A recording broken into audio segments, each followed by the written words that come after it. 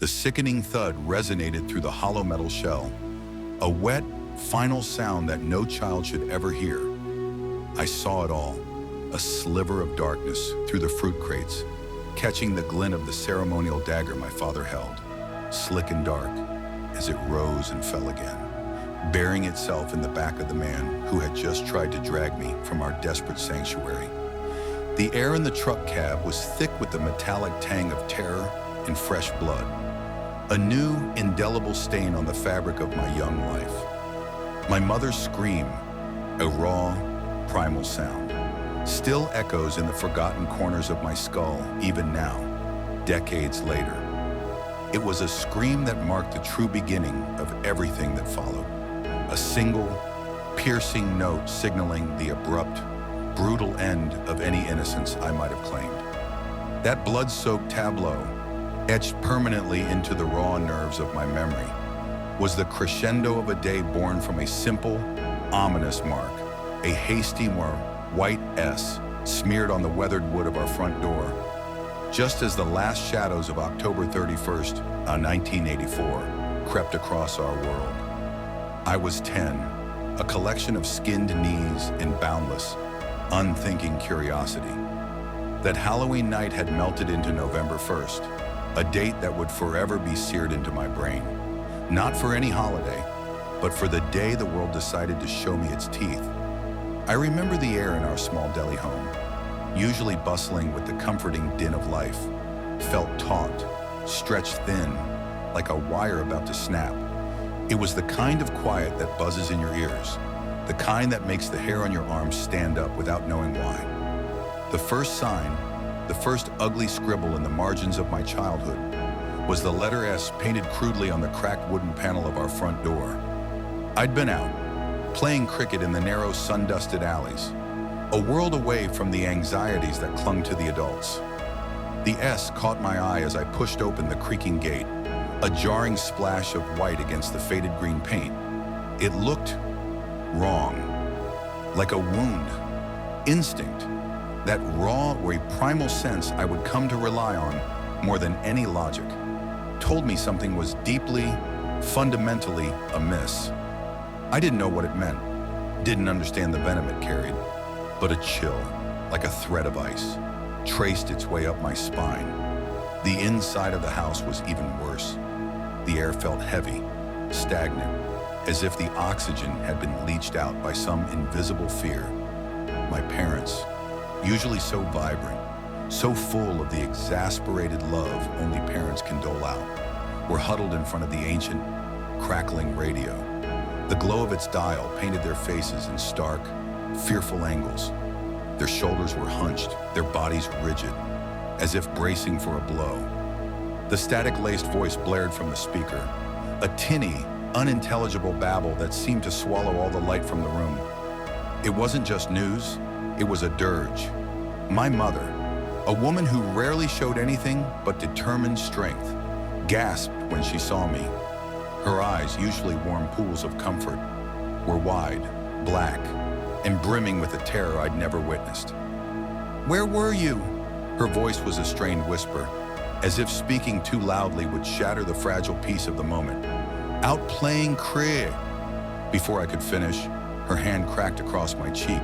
The sound was sharp, brutal, echoing in the sudden silence of the room. My head snapped back, the sting more shocking than painful.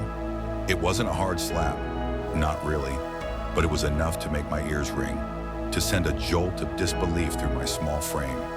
She'd never hit me, not once, ever. This was a violation, not just of my skin, but of the unspoken rules of our home, the quiet understanding of love and discipline.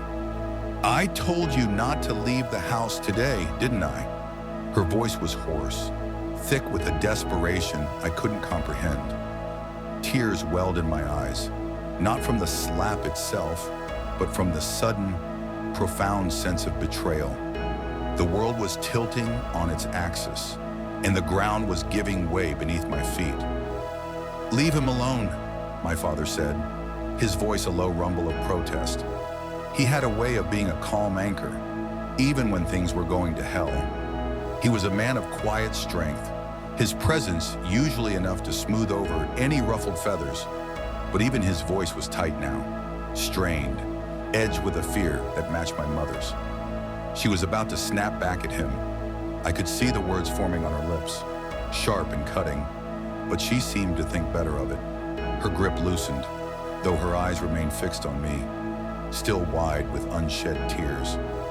"Go to your room," she snapped her fingers, a sharp, uncharacteristic sound, and pointed upstairs. "And come back down only when I call you for dinner."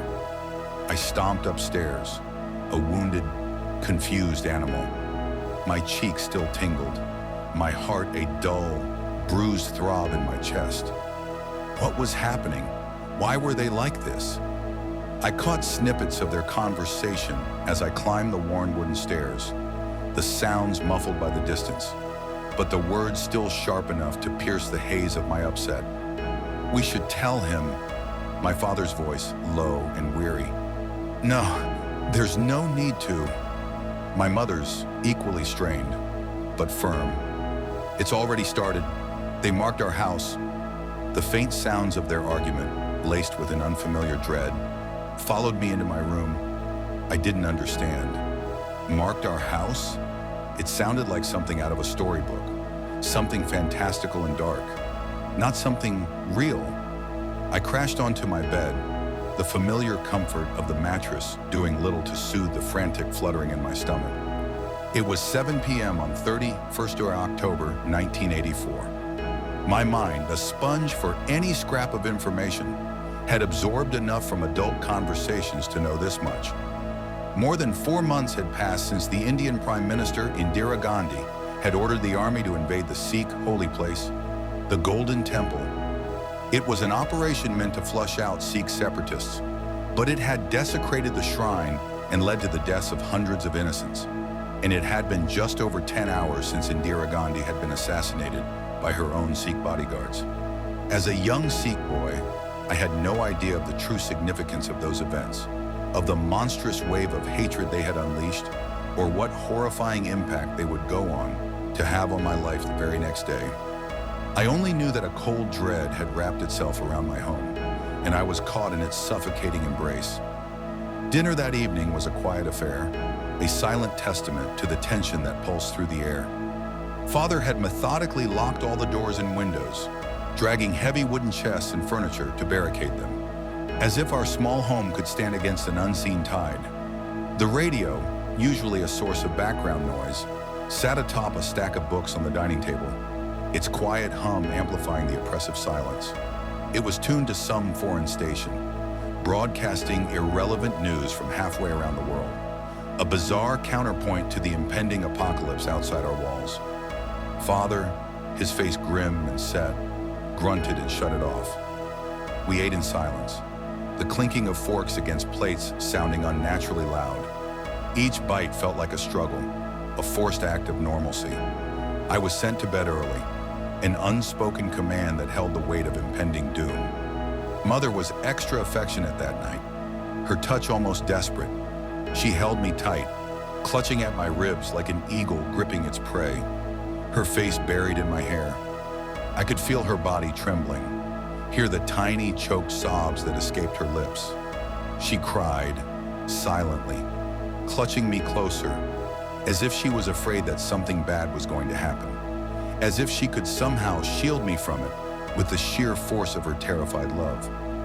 I remember the feel of her tears, hot and wet against my scalp, and the terrifying realization that settled deep in my bones. Even my parents, my unshakable protectors, were just as frightened as I was. They knew something I didn't, something unspeakable that had stolen their courage, leaving only a raw, quivering fear in its wake. That night, I don't think I truly slept.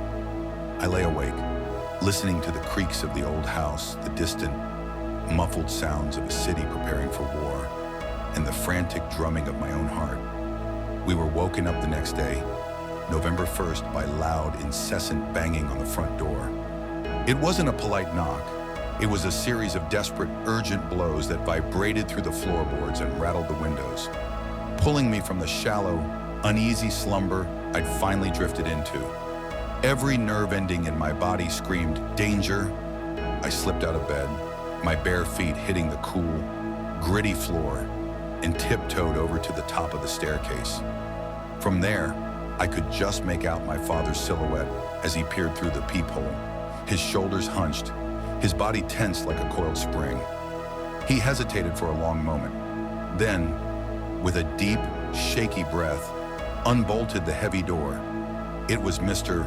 Sharma, father's friend, a portly man whose usual jovial demeanor was replaced by a pallor of pure, unadulterated panic. His balding head was slick with sweat, his eyes wide and bloodshot. "We need to leave," he shouted, his voice hoarse, cracking with urgency. "Now! They're coming! Thousands of them! They're just around the corner." His words were a physical blow, a confirmation of the nameless dread that had been festering in our home. Father's eyes widened, reflecting a terror that mirrored my own. He called for Mother, a guttural sound that tore from his throat. She was already running out of their room, a small worn cloth bag clutched tight in her hands, her face a mask of frantic determination. She grabbed me by the arm, her fingers digging into my skin, and we rushed downstairs, a frantic scramble against an invisible clock. "They got here so fast!" Mr. Sharma gasped as we began to exit the house, his breath coming in ragged pants. "They know where all the Sikhs live. I've heard they've been passing around government-issued voter lists to pinpoint houses owned by Sikh families to hunt them down." The word sent a fresh wave of ice through my veins. Voter lists? My small mind struggled to grasp the enormity of such organized hatred.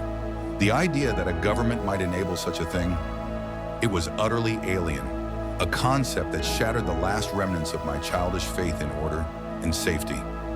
Just then, a manic cheering erupted from somewhere down the garbage-riddled street. It wasn't the joyful sound of celebration, it was a primal, bloodthirsty roar, a sound that curdled the blood in my veins. Thick plumes of black smoke were already rising in the distance, twisting into the gray morning sky like vengeful spirits. Through the narrow gap between our house and the neighbors, I spotted a couple of men, not far off, armed with crude swords and heavy sticks, shouting in a jubilant frenzy. Their faces were contorted, twisted into masks of vicious happiness, a sight so utterly wrong that it sent shivers running down my spine, chilling me to the bone.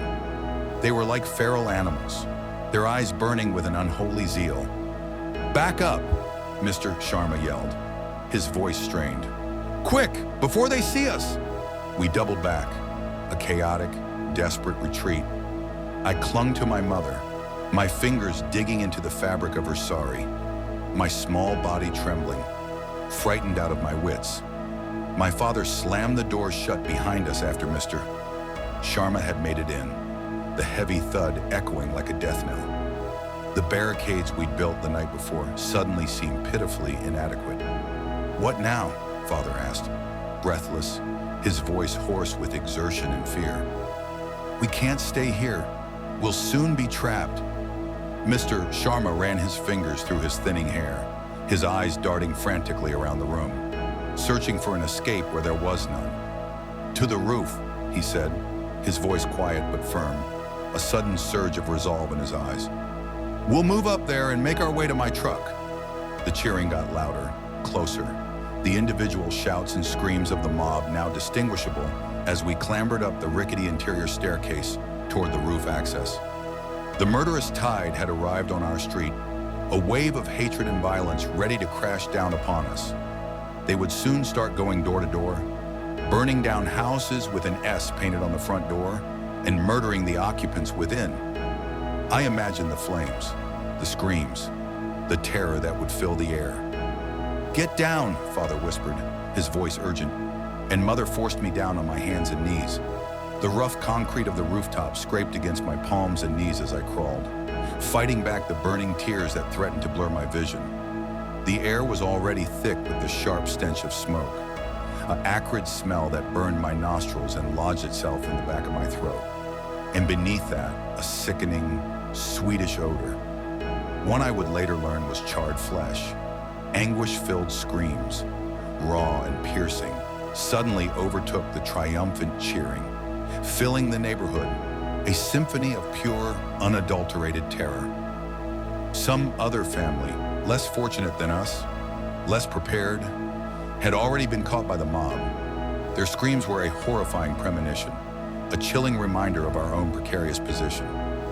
I wiped my eyes with the back of my hand, smearing soot and tears across my face, and continued crawling, the rough concrete surface grating against my knees and hands. They were bleeding now, small rivulets of crimson against the gray dust.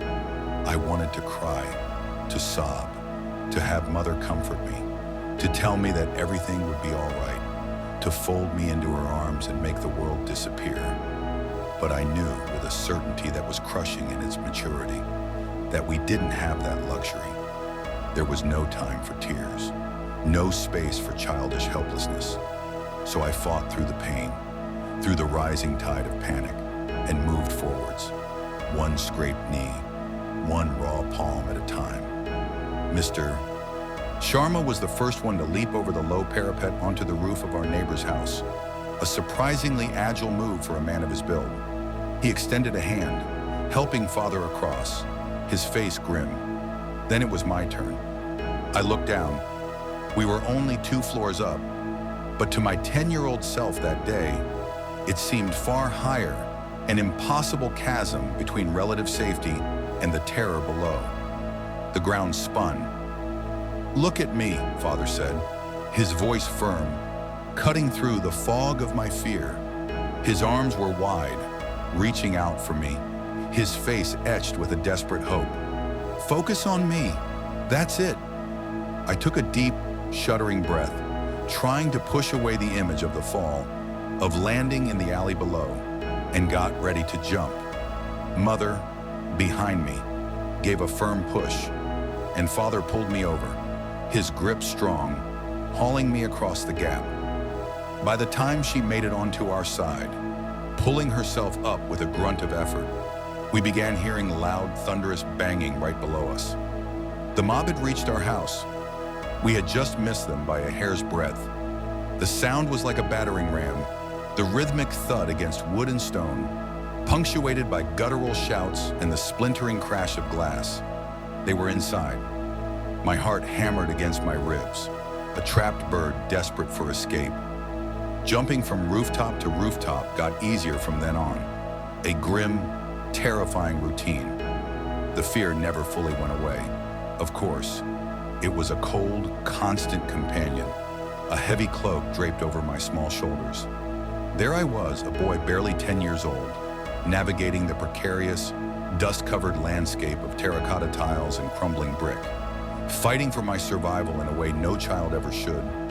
Hatred and revenge, concepts I barely understood, were robbing me of my childhood, replacing innocent games with a desperate, deadly race. But despite the raw, visceral violence around me, despite the acrid smell of burning and the distant screams, the thing that truly shook me to my core, that left an indelible mark on my nascent psyche, was the utter terror I saw etched on my father's face. He was my rock, my protector, the man who knew no fear. But that day, he was stripped bare, his eyes wide and glazed with an animalistic dread. I had never seen him this frightened, this helpless. It was a sight that would haunt my dreams for years, a crack in the foundation of my world that could never be repaired. It was the moment I realized the world was not a safe place, and that even the strongest among us could be broken. "We're here, Mr. Sharma whispered, his voice rough with exhaustion and relief. We had reached the end of the street, a small, unassuming house, its side staircase carved into the wall. He began climbing down, his movements cautious, his eyes constantly scanning the street below. Father descended next, his hand firm on the railing, and as he did, I risked a quick glance behind us.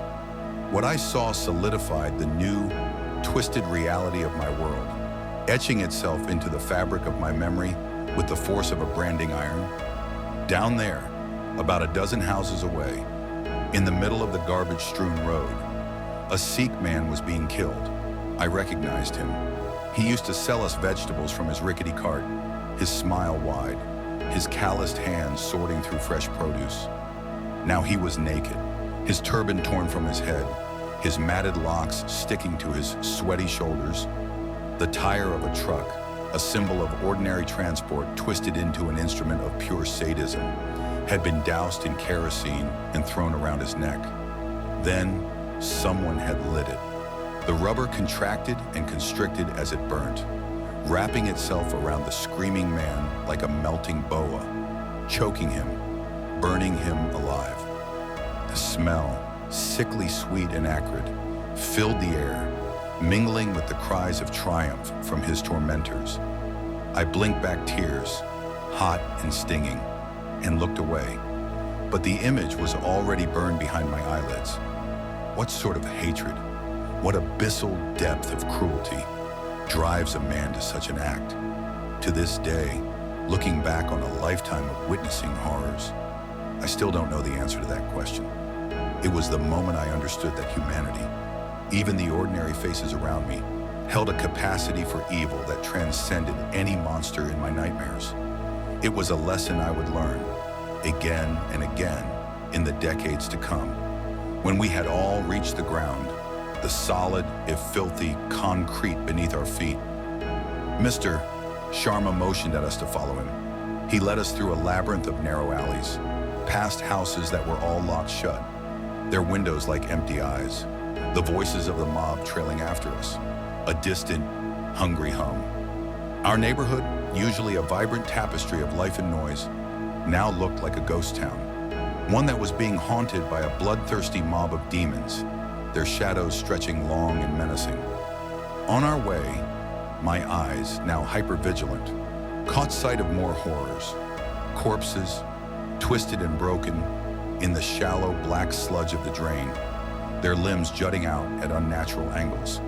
They lay there, abandoned, dishonored even after a violent death. Even now, the memory of those bodies, stripped of their dignity, haunts me, a testament to the casual barbarity of that day. "There it is," Mr. Sharma exclaimed, his voice hushed but triumphant, as he pointed at an orange truck parked on the side of the road, its back half covered by a tarp, a fleeting beacon of hope in the overwhelming darkness. "Get in!" Father climbed in first, pushing aside a couple of cartons of fruit, mangoes and papayas, the sweet smell a bizarre counterpoint to the stench of smoke and fear, to make way for us.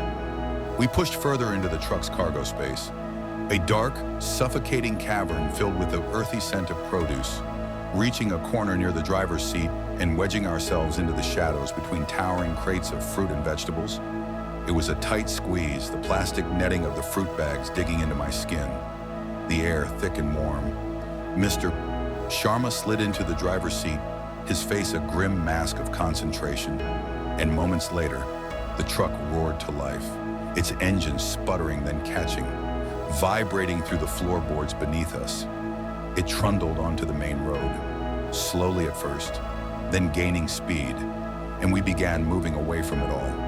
Our home, our lives, and especially the violent mob hell-bent on seeking revenge against people who had nothing to do with the death of their goddess-like leader. The rumbling of the truck was a strange lullaby, a desperate anthem of escape. There was a crack in the side of the truck, a tiny slit near where I was sitting, barely wide enough to peer through. I pressed my eye to it, even as Mother sat next to me, shivering uncontrollably, her body racked with fear and shock. Outside, the carnage continued to unfold, scenes that would forever scar my psyche, haunting my dreams and shaping every cynical fiber of my being. Blood and gore splattered on the ground, forming grotesque murals of violence. Shops and houses, once vibrant and lively, were now burnt black husks, charcoaled skeletons against the pale sky. Charred bodies littered the street, twisted, unrecognizable forms, the air still thick with the sickening smell of their burning. Mr. Sharma, navigating the chaos with grim determination, ran into various makeshift blockades on the way. These were not police checkpoints, but crude barricades, little choke points on the road set up by the mob, designed only to trap Sikhs. They were composed of overturned carts, burning tire, and menacing groups of men wielding sticks and swords. Each time, Mr. Sharma would slow the truck, his face impassive, and explain his business, transporting produce, a vital necessity even in the midst of savagery. They only let him go because of his religion. He wasn't Sikh, but not without checking the back of the truck, each time as their rough, calloused hands pulled back the tarp, as their boots scraped against the metal floor of the truck just inches from my hiding spot. I sat as silently as I could, my small body rigid with terror, my heart hammered against my ribs, a frantic drumbeat against the silence, threatening to betray us.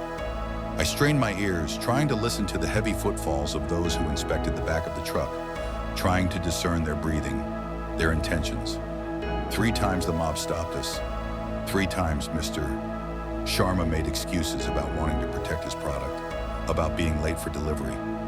And 3 times, by some twisted miracle or sheer improbable luck, we came within an inch of being discovered and violently murdered. I whimpered, a small, choked sound, as I imagined father or mother being dragged out, their lives snuffed out in some horrific, public manner, just like the man with the burning tire. But it didn't come to pass, not yet. The universe, it seemed, was merely warming up. We made it out of the stifling confines of the neighborhood, the narrow, choked streets giving way to a broader, if still chaotic, main road. We exhaled in relief, a collective, silent gasp, foolishly thinking that we were safe. That was our first mistake, our childish hope. Little did we know that the worst, the truly soul-shattering horror, was yet to come. The world had merely offered us a reprieve, a brief moment to catch our breath before delivering its true, devastating blow.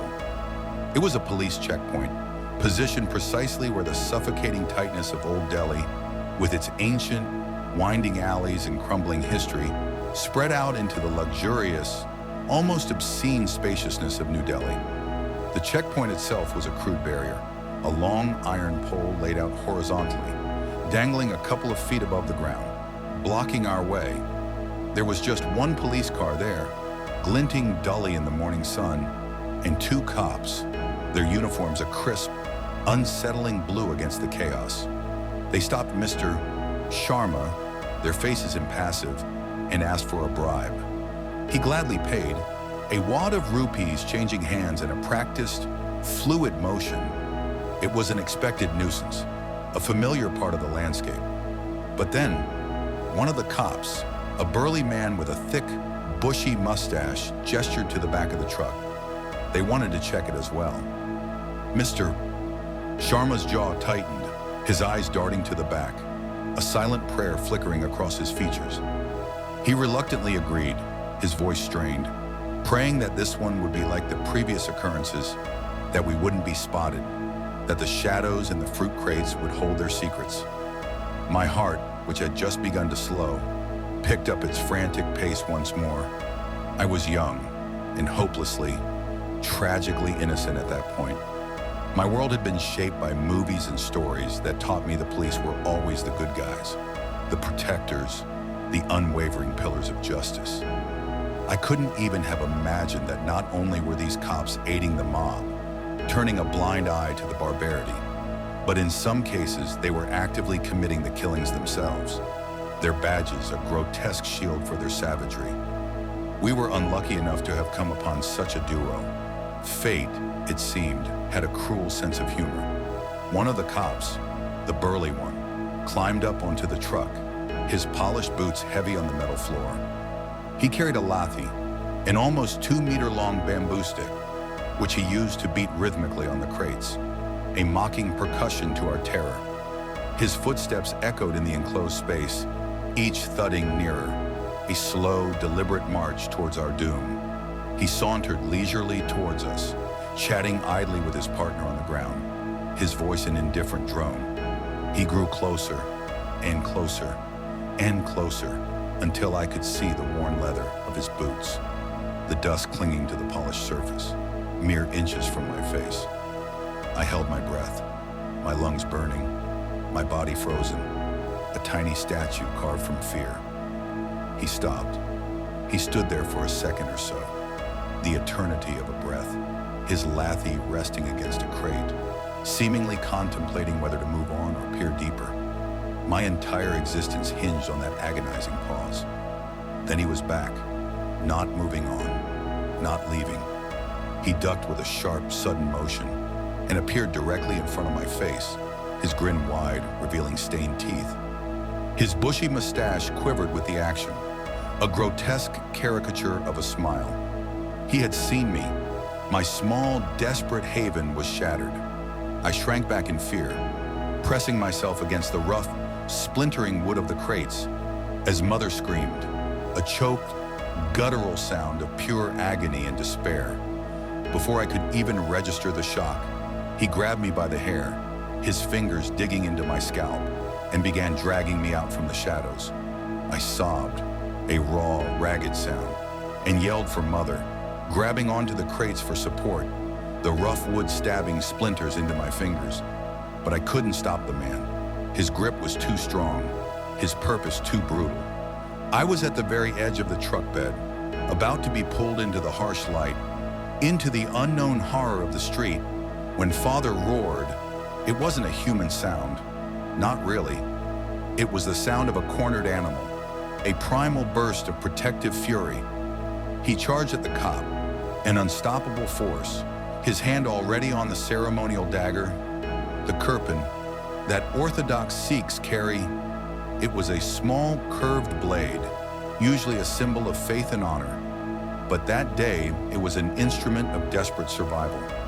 He drew it, a blur of polished steel, and stabbed the cop in the back. Once, twice, a sickening series of wet thuds. The man keeled over, a surprised grunt escaping his lips, and Father, with a guttural shove, pushed him outside. He tumbled and fell on the ground, a limp sack of bones, causing his partner on the street to shout in alarm, his voice suddenly sharp with shocked anger. The second cop, his face a mask of disbelief, brought his gun up, aiming it at Father. My eyes widened. Time seemed to stretch and distort, the world slowing to an agonizing crawl. I could see it all happen, crystal clear, as if painted in slow motion. Just a slight pull of the trigger, a small cloud of smoke, a sound that would deafen me, and Father's life, that anchoring, protective force, would be snuffed out forever. My world, already shattered, would disintegrate entirely. This was it, the end. The cop never got the chance to do it. Mr. Sharma, having quietly slipped from the driver's seat, appeared like a vengeful specter behind the second cop. He swung a heavy tire iron, a brutal, crude weapon, at the back of his head. The sound was sickening, a dull crack that echoed in the suddenly silent street. The cop went down, collapsing like a puppet with its strings cut. And Mr. Sharma, a man of peace, a man who sold fruit, kept on swinging, a relentless, desperate rhythm of blows. He swung until the man's skull cracked open, until bits of brain matter, glistening white and gray, poured out onto the asphalt, until his brown uniform was soaked with his own blood, a dark, spreading stain against the blue-gray road. "You okay?" Mr. Sharma asked Father, his voice shaky, breathless, but edged with a steely resolve. Father nodded, his face pale, his eyes wide and unfocused, as if the events of the past couple of minutes were flashing through his mind. A brutal, horrifying montage. His hand, still slick with the cop's blood, trembled violently. He turned around, his gaze finding mine, and in his eyes, I saw not just the raw horror of what he had done, but an overwhelming, desperate love. He rushed at me, pulling me into his arms, crushing me against his chest, and cried his heart out. Great, racking sobs that shook his entire body. It was a release, a breaking, the sound of a man who had stared into the abyss and survived, but at a terrible, irrevocable cost. His tears, mingling with the blood on his hands, felt like a perverse baptism, a welcome into a world where survival demanded unthinkable acts.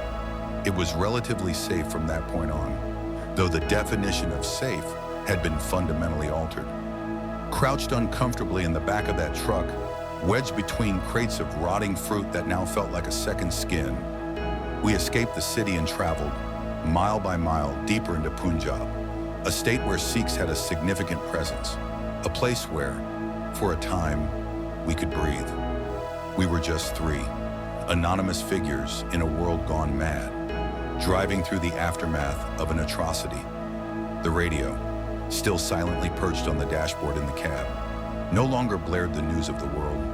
It was quiet now, but the silence was filled with the echoes of screams, the memory of burning flesh, and the cold, hard reality that had been slammed into my young soul. Thousands of Sikhs had been killed, almost 50,000 made homeless, on just that one day. And if it hadn't been for the raw, desperate bravery of my father's best friend and some twisted, improbable luck that felt more like a cruel joke, we would have been a part of the former statistic, scattered ashes in a forgotten alley, and not the latter. This wasn't just a story about survival. It was the genesis of everything that followed. The constant gnawing fear, the hypervigilance that would cling to me like a second skin, the cynical armor I would build around my heart. It all began here, in the back of a fruit truck, watching the world burn. The S on the door, I realized years later, wasn't just a mark on a house. It was a brand, seared onto my very soul, drawing the darkness to me, calling out to the things that would forever haunt my waking hours and my desperate, fleeting dreams. This was my origin story, the day Leo Vance learned that the world was a meat grinder, and he was just another piece of flesh being fed through its unforgiving gears. And the worst part, it had only just begun. The universe wasn't done with me, not by a long shot. I knew it then, deep in my bones, and I know it now. Every single time the shadow falls just a little too long, or the silence stretches just a little too thin, my knuckles screamed, a symphony of bone and gristle, as Marcus's head bounced off the cold, hard steps. The gurgling sound from his throat was a lullaby to the madness that had consumed me. A madness I thought was fueled by love, by fear, by a twisted sense of obligation. My own blood, hot and metallic, mixed with his on my fists, painting a gruesome portrait on the scuffed linoleum. The metallic tang of fear and something acrid, almost like ozone, filled the air. I kept hitting, a frantic, desperate rhythm, my mind a broken record of her voice, her threats, her impossibly demanding gaze. "Is this what you want, Lindsay?" I roared, my voice raw, cracking. But as the first teacher burst into the stairwell, eyes wide with horror, I saw only empty space where Lindsay should have been. Just me, Marcus's broken body, the blood, and the echoes of a voice that was never real. It's funny how a single wrong turn, a single stupid decision, can redefine your entire universe. Looking back, it had all started months earlier, with the screech of tires and the sickening crunch of metal, a sound that would forever be etched into the raw, exposed nerve of my memory. A sound that, even now, years later, could still drag me back to the shredded upholstery, the smell of burning oil, and the impossible silence that followed. I've seen more than my share of impossible things since then. The cold, desolate road where a dead man whispered. The haunted house where the very walls bled secrets. The eyes of a creature that wore another man's face. But nothing. Not even the nightmare of heaven as a farm for cosmic predators. Quite scraped at the primal fear, like the memory of that night, when I was just a kid, believing I was in control. My analog wristwatch, a relic I still wear, was smashed then, its hands frozen at midnight, a permanent monument to where my life splintered. Most teens do stupid things. I was no exception. My particular brand of idiocy, however, came with a lifetime warranty of regret. It manifested as 8 beers, a borrowed '69 Camaro, and a misplaced sense of immortality. My dad loved that car more than he loved me. Probably. He should never have put that much faith in an 18-year-old idiot. Especially not that idiot. That version of me who thought he could outrun physics and the consequences of a few too many Coors Lights. We were on our way back from junior prom. Lindsay beside me, her dress, a shimmering cascade of rose gold, still smelling faintly of cheap corsage and desperation. One moment, we were laughing, the radio spitting out some forgotten pop anthem. The next, the world exploded into a kaleidoscope of metal, glass, and a sickening, gut-wrenching spin. The black leather of my jacket, new then, but now a second skin of worn comfort, offered no protection. The crash itself is still a blur, a series of flash frames burned into the back of my eyelids. The shriek of tires, the impossible momentum, the gut-lurching impact that slammed me against the seatbelt, the windshield shattering into a spiderweb of death. Then, the silence. A silence so profound it felt like the world had simply stopped breathing. I remember the sickly sweet smell of coolant, the acrid bite of deployed airbags, and the horrifying wet warmth spreading across Lindsay's rose gold dress. Blood. So much blood. Hers, I realized, or maybe mine. The sight of it, blooming across the delicate fabric, was too much. The world swam, then vanished. Fear, or maybe just blood loss, dragged me into a void. I often wonder now if that was the moment it started, the fracturing, the moment the seams of my reality began to fray, leaving me open to whatever horrors were waiting in the wings.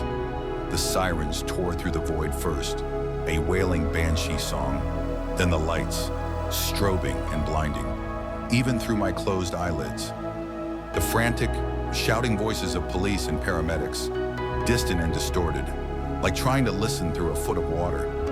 They tore us from the mangled wreckage of what had been my father's pride and joy, tossed us into separate ambulances like discarded luggage. The last thing I remembered, before the blessed darkness claimed me again, was the cold, sterile mask over my nose and mouth, the instant wave of chemical-induced exhaustion washing over me. A familiar sensation now, the forced oblivion, a temporary reprieve from the relentless haunting. Waking up was a shock. The hospital room was sterile, silent, and empty. A dim fluorescent light hummed above my head, casting long, distorted shadows, and the rhythmic beep, beep, beep of a heart rate monitor was the only sign of life. Panic, cold and sharp, clawed at my throat. Where was Lindsay, my parents, nurses? Why was I alone? I tried to sit up, a monumental effort that left me gasping, every muscle screaming in protest. And then, a horrific, impossible sensation. My left leg from the knee down was simply gone. A phantom limb, an echo of thought as I tried to flex a foot that no longer existed. The reality of it was a punch to the gut, a visceral understanding of how utterly, irrevocably broken I was. Just as the terror threatened to consume me whole, a nurse burst through the door, her face a mask of practiced calm. She hurried to my side, her voice soothing, telling me to relax, that I'd been in a coma for 3 days. 3 days. 3 days of nothingness. I knew what death felt like then. The sensation of absence, of being on the precipice of something vast and unforgiving. The realization of how close I'd come, how much I'd lost, brought a fresh wave of tears. This feeling, this chilling touch of the void, would become a recurring companion in the years to come. My parents arrived shortly after, their faces a mixture of relief and exhaustion. My mother, eyes red-rimmed, clung to me, a desperate embrace, as if to physically anchor me to the world of the living. My father, usually stoic, choked back tears, his gratitude for my survival palpable. The shower of love was overwhelming, a strange, warm balm after the cold. 3-day black spot in my life.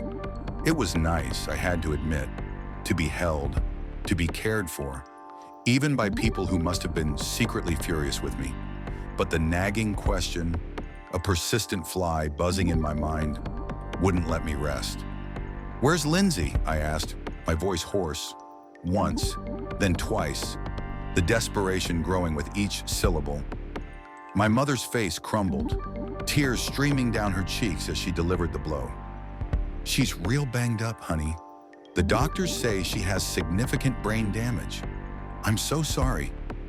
She dissolved into full-blown sobs, my father taking over, explaining how grateful he was that I was alive, how lucky I was. But all I could hear was brain damage. Lindsay, the girl I loved. "What kind of brain damage?" The words echoed in the sterile silence, a cruel, mocking whisper. I was terrified for her and disgusted with myself. The guilt, a crushing weight, settled deep in my chest, a phantom ache worse than my missing leg. This was the first brick in the wall of my fatal flaw, that accursed sense of responsibility that would always pull me back into the jaws of the abyss. A week blurred into the next, a haze of pain meds, physical therapy, and the bewildering process of learning to navigate a world that felt alien. I was getting used to the unsettling feel of my new prosthetic shin, a gleaming, cold piece of plastic and metal that was supposed to replace the flesh and bone that was no longer there. The idea that a part of me, a fundamental part of my body, simply ceased to exist was profoundly unsettling. It was a constant, chilling reminder of my own fragility and the permanence of my mistakes. Finally, and the day came when I was allowed to see Lindsay. She walked into my room, hesitant, almost timid, her movements stiff. The nurses allowed us a brief, supervised moment. I tried to speak to her, my voice gentle, full of the tenderness I felt, but she just seemed afraid of me, her eyes wide, wary. It was devastating, a fresh wound on my already raw soul. She simply managed a quiet, "Hello," and that was the extent of our conversation. I cried for hours that night, the humiliation and grief a bitter cocktail in my throat. I checked my wristwatch, a habit already forming, though it remained frozen, a useless symbol of shattered time. Weeks continued their slow, painful crawl, my speech therapy sessions, my attempts to relearn how to walk without falling, the awkward conversations with my parents about college applications that suddenly felt impossibly far away. Lindsay, meanwhile, was slowly recovering. Her speech, once slurred and hesitant, was gradually returning to normal, though still punctuated by a strange, almost artificial cadence. She told me about the endless hours of speech classes, the frustration of trying to force her tongue and brain to work together again. But even as her words flowed more freely, something felt off. Her personality. It wasn't the same girl I knew. We ate lunch together almost every day in the cafeteria, a ritual born of my lingering guilt and her quiet presence. Her taste in food had undergone a bizarre revolution. She used to gag at the sight of broccoli. Now she devoured it, a strange, primal hunger in her eyes. Even her musical preferences, once a shared landscape of indie rock and pop, had dramatically shifted to some form of obscure, chanting folk music I couldn't stand. It pained me, a dull, constant throb, to witness how profoundly my reckless actions had warped her life, twisting her into someone unrecognizable. I became engrossed in her, more than ever before. It wasn't love anymore, not in the innocent way it had been before. It was obligation, a desperate need to atone. I felt I owed her everything, that I needed to be there for her, no matter what twisted form her recovery took. Whatever she wanted, whatever she needed. I told myself I wouldn't hesitate.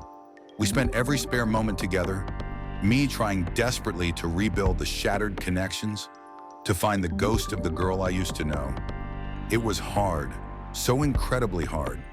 I was trying to find the old her for a long, painful time before the crushing realization hit me. She wasn't all there. A large portion of her old self remained, a familiar echo, but the missing pieces were glaring, leaving a void that was filled with something else, something alien. My wristwatch, a constant, comforting weight, ticked on my wrist, though its hand still hadn't moved. A small, irrational part of me wondered if the time had stopped for her too, in some unseen dimension.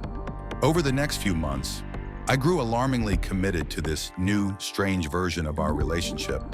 I was, I suppose, trying to fall in love with the person she had become.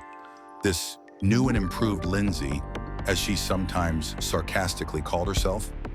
The strangest thing was her memory. She still remembered intimate details of our shared past. The corny pet names we'd invented, the specific, slightly embarrassing sexual fetishes we'd explored. It was like communicating with 75% of my beloved girlfriend, while the other 25% was a wild, unpredictable stranger, surprising me in sometimes unfortunate, sometimes terrifying ways. Her sudden, absolute blind faith in Christianity, for instance, was jarring. 8 months prior, we had both been cynical, critical skeptics, dissecting every organized religion with the sharp wit of intelligent, rebellious teenagers. Now, she spoke of divine intervention and judgment with an unsettling zeal. Needless to say, we didn't talk about religion much. It invariably dissolved into a bitter, shouting match. Her anger, a new and unsettling facet of her personality, was a storm that gathered quickly and broke with terrifying force. I was now in my senior year of high school, a year that, according to every movie and every older sibling, was supposed to be the peak of my carefree youth. Instead, I was consumed by the needs of my impaired and increasingly demanding girlfriend. My friends, the ones who hadn't drifted away after the accident, eventually gave up on me. I devoted most of my time and energy to Lindsay, becoming a shadow of my former self. The constant demands, the emotional roller coaster, the sheer effort of navigating her new personality. It was exhausting. She was becoming high maintenance to an unbearable degree. And to my surprise, I found myself starting to resent it, to get sick of it. The thought, even the flicker of it, filled me with a fresh wave of guilt. How could I feel this way about someone I had hurt so badly? But the resentment grew, a slow-spreading poison. When I finally, tentatively, tried to broach the subject, perhaps suggesting we spend a little less time together, that I needed some space, it escalated into a full-blown fight, a screaming match that echoed in the empty halls of my mind long after it ended. And then came the threat. "If you leave me," she hissed, her eyes blazing with an unsettling intensity I hadn't seen before, "I'll kill myself." It truly frightened me.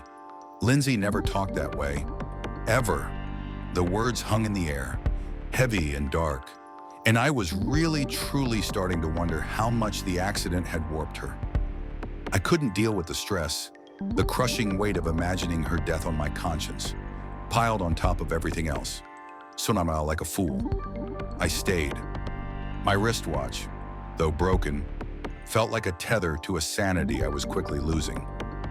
Our relationship, by the end of senior year, had become a toxic feedback loop, a vicious cycle of anger, emotional abuse, frantic, desperate sex, and fleeting moments of strained forgiveness.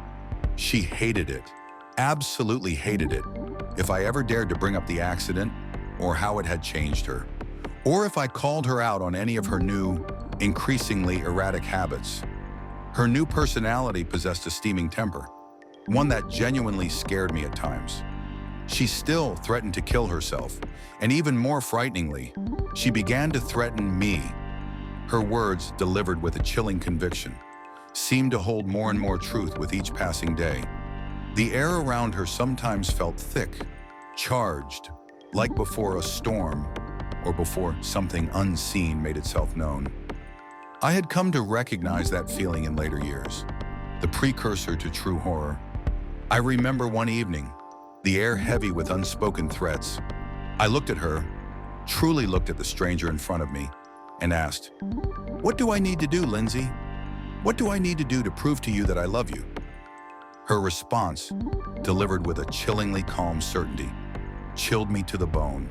She told me that if I truly loved her, I would beat up her ex-boyfriend, Marcus, in school the next day. Again, she threatened to kill herself if I didn't do it. At this point, I was truly worried. The threats, the demands, the sheer irrationality of it all. It was too much. I knew, with a sickening certainty, that I had to talk to her parents. I hadn't spoken to her mom or dad since the accident. They truly hated me for what I had done to their daughter, and I couldn't blame them. But this was different. This was beyond the scope of a ruined car and a damaged brain.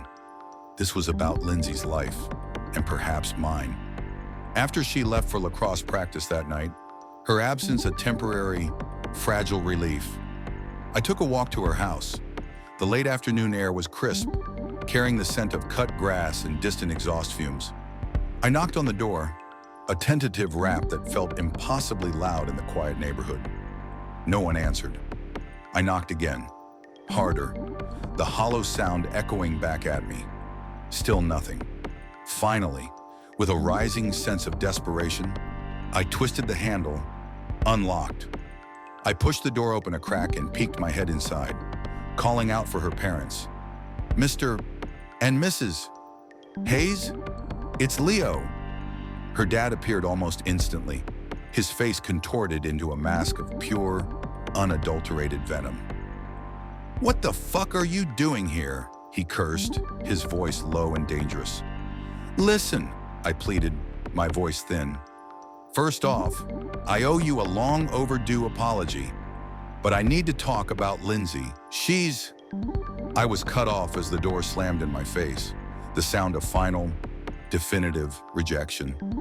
I stood there, stunned, the cold wood pressing against my nose. I banged on the door a few more times, shouting, trying to explain that I was worried, that she wasn't herself. There was no response, just the deafening silence of a family's hatred. The leather of my jacket felt heavy, a burden rather than a comfort. My wristwatch, perpetually stuck, mocked me. I went home that night, a cold knot of fear tightening in my stomach. The next day, the threat of Marcus, of Lindsay, of myself. It hung over me like a suffocating shroud. Morning came, gray and indifferent, and I regretfully walked to school, each step a leaden weight. By midday, I had seen Lindsay a few times in the hallway, her eyes following me, a question in their depths. Her expression was unreadable, a blend of expectation and something colder. Finally, during a brief passing period, we stopped and spoke. Her voice, flat and uninflected, instructed me to meet her by the stairwell after lunch. The stairwell? The seldom used, forgotten passage in the older wing of the school, usually only frequented by delinquents and maintenance staff. A chill traced its way down my spine. I knew with a sickening certainty what was coming. So I did. After lunch, my stomach churning with anxiety, I made my way to the stairwell. The air in the stairwell was stale, heavy with the scent of dust and disinfectant. Lindsay was already there, leaning against the cold concrete wall, a small, knowing smile playing on her lips. She looked expectant. My hand went to my wristwatch, an unconscious tick, tracing the shattered glass. So, she said, her voice a low murmur that seemed to fill the confined space. Are you going to do it? Lindsay, no.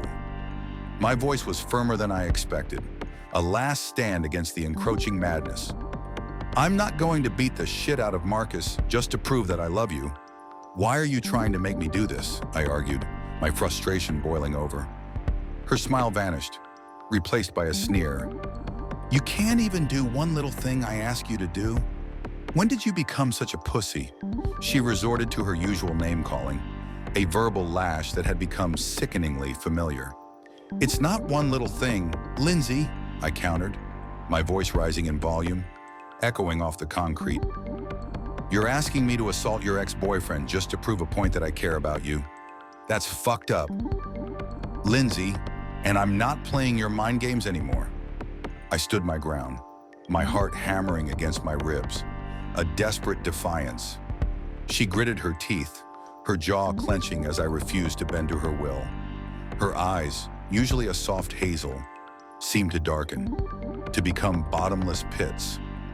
Then, with a slow, deliberate movement that made my blood run cold, she reached into her backpack. My breath hitched. She pulled out a small, gnawing, gleaming utility knife, its blade wickedly sharp, catching the meager light from the stairwell window. She pressed the point of it, casually, against the tender skin of her wrist. "Lindsay, stop!" I screamed, the sound tearing from my throat, raw with terror. "I'll do it right here," she threatened, her voice a flat monotone, devoid of emotion. "I'll bleed myself dry if you don't fuck him up when he comes up these stairs when the bell rings." The words hung in the stale air, punctuated by the faint, distant hum of the school, the indifferent world outside. I swallowed, a dry, painful gulp, terrified on multiple levels. I stood rooted to the spot. We sat there, the silence punctuated only by my ragged breathing and the distant school sounds, moments stretching into an eternity. I tried to reason with her, to explain how irrational she was being, how this wasn't the answer, but she only pressed the blade harder against her skin, a tiny bead of crimson welling up. The horror, the absolute bone-deep horror of what she might do, what I might be forced to witness, choked me. I realized, with a sickening certainty, that I had no other choice. She was truly going to do it. The thought of leaving, of running to tell someone, flashed through my mind. But I was sure she would make good on her threat if I even so much as flinched. The weight of her life, and my guilt, pressed down on me, forcing me into a decision I knew I would regret. Finally, the bell shrilled, its harsh sound echoing through the stairwell, signaling the end of lunch, the moment of truth. I looked at her once more, my eyes pleading, trying to articulate, one last time, why this was pointless, why it was so utterly messed up for her to be doing this. But my words died in my throat, swallowed by the rising tide of panic. I didn't know if I could handle seeing her slit her wrist in front of me, the memory of her prom dress, slick with blood, flashing through my mind. In that brief, agonizing moment, Marcus came slowly up the steps, his backpack slung over one shoulder, probably lost in thought about some video game or homework. He glanced at me, gave me a strange, questioning look, a frown creasing his brow. "Hey, Mark," I said, my voice timid, barely a whisper. I couldn't do it. My fists, already bruised from a lifetime of other people's mistakes, clenched uselessly at my sides. He started to walk past me, his casual movement a stark contrast to the maelstrom in my gut. And then I heard it. Lindsay scream, "Do it!" It was a shriek, primal and guttural, that ripped through the quiet stairwell. My eyes snapped to her. I saw it then, a drop of bright, shocking red blood, blossoming on her arm, just below the delicate pulse point, where the blade had hardly broken her skin. That was it. That was the moment something in me snapped. The world narrowed to Marcus. Rage, fear, guilt, a lifetime of suppressed trauma, it all converged into a single, explosive point. I slammed Marcus by his neck to the ground, his head thumping sickeningly against a concrete stair. He groaned, a pained, winded sound from the harsh impact. And then I was on him, a roaring animal. My fists became weapons, a blur of motion. His head bounced off the ground again and again, a grotesque drumbeat to my madness.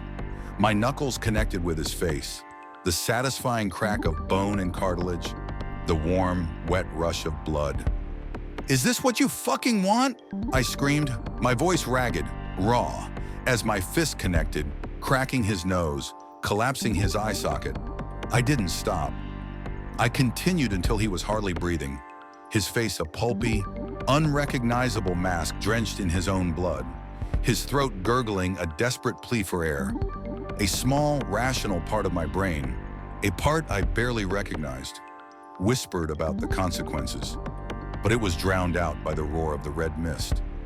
Moments later, the shouts began. Numerous people, teachers, students, their faces a mixture of horror and shock, surrounded us. Strong hands, too many to count, tore me to my feet, dragging me down the hall. Away from the carnage, I struggled, still consumed by the primal urge to hit, to punish. I vaguely registered a flash of rose gold fabric, a fleeting glimpse of Lindsay's form. She fled, just like that. She melted into the frantic crowd, fearing she would get into trouble as well, as she should. I sat in the principal's office for what felt like hours, the fluorescent lights buzzing mockingly above my head, the smell of disinfectant clinging to my blood-stained hands. Principal Thompson, a man who had, for years, given me an inexplicable amount of leeway, his face a mask of disappointment and cold fury, paced back and forth. He told me he'd given me enough slack, that I'd gone way too far this time, that there would be severe consequences. I tried to explain, to articulate the nightmare I had been living, the manipulation, Lindsay's threats, the knife. I babbled, desperate to make them understand, to unburden myself of the horrific truth. Finally, my parents showed up, their faces ashen, accompanied by the school counselor, a young woman with a perpetually sympathetic, yet ultimately useless, expression. They explained what had happened, gesturing to my bloodied hands, to the furious principal. I desperately told them about Lindsay, about the knife, about the last few months, how she had been acting, how she had changed, how she had made me do it.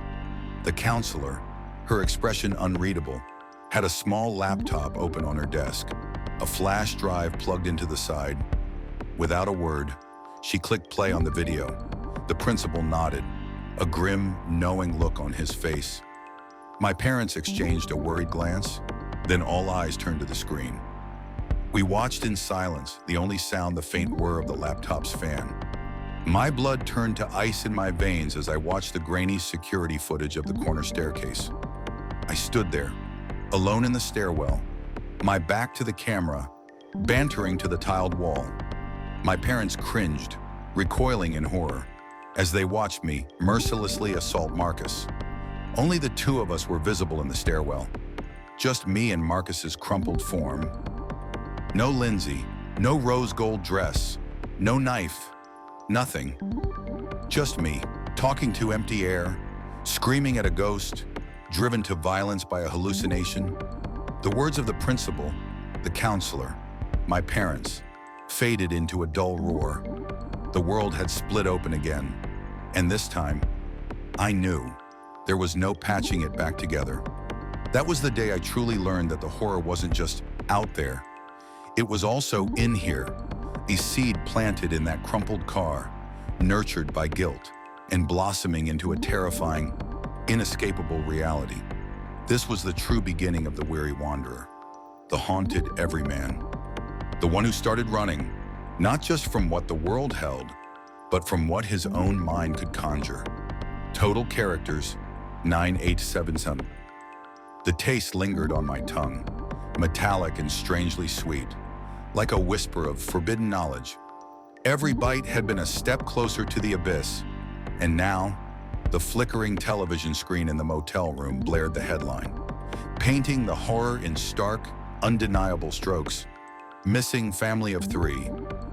My stomach clenched, not with revulsion, but with a horrifying, self-loathing recognition. A cold, insidious truth was settling in my gut, one that made me want to claw my own skin off. It was the same taste, the same sick, guilty pleasure that whispered of unspeakable things. I pressed the heels of my hands into my eyes, trying to erase the image of the smiling man with blood on his hands. But his voice echoed in the hollow space behind my eyelids, offering mystery meatloaf. The words were a vile, culinary punchline, and I was the unwitting, complicit guest at the table. It had all started, as these things always do, with a perfectly normal, annoyingly persistent friend, a ridiculously cheap menu, and the deceptive scent of grease and false promise, pulling me into yet another corner of this twisted map I seemed fated to walk. The small town in Missouri was exactly the kind of place I usually went out of my way to avoid.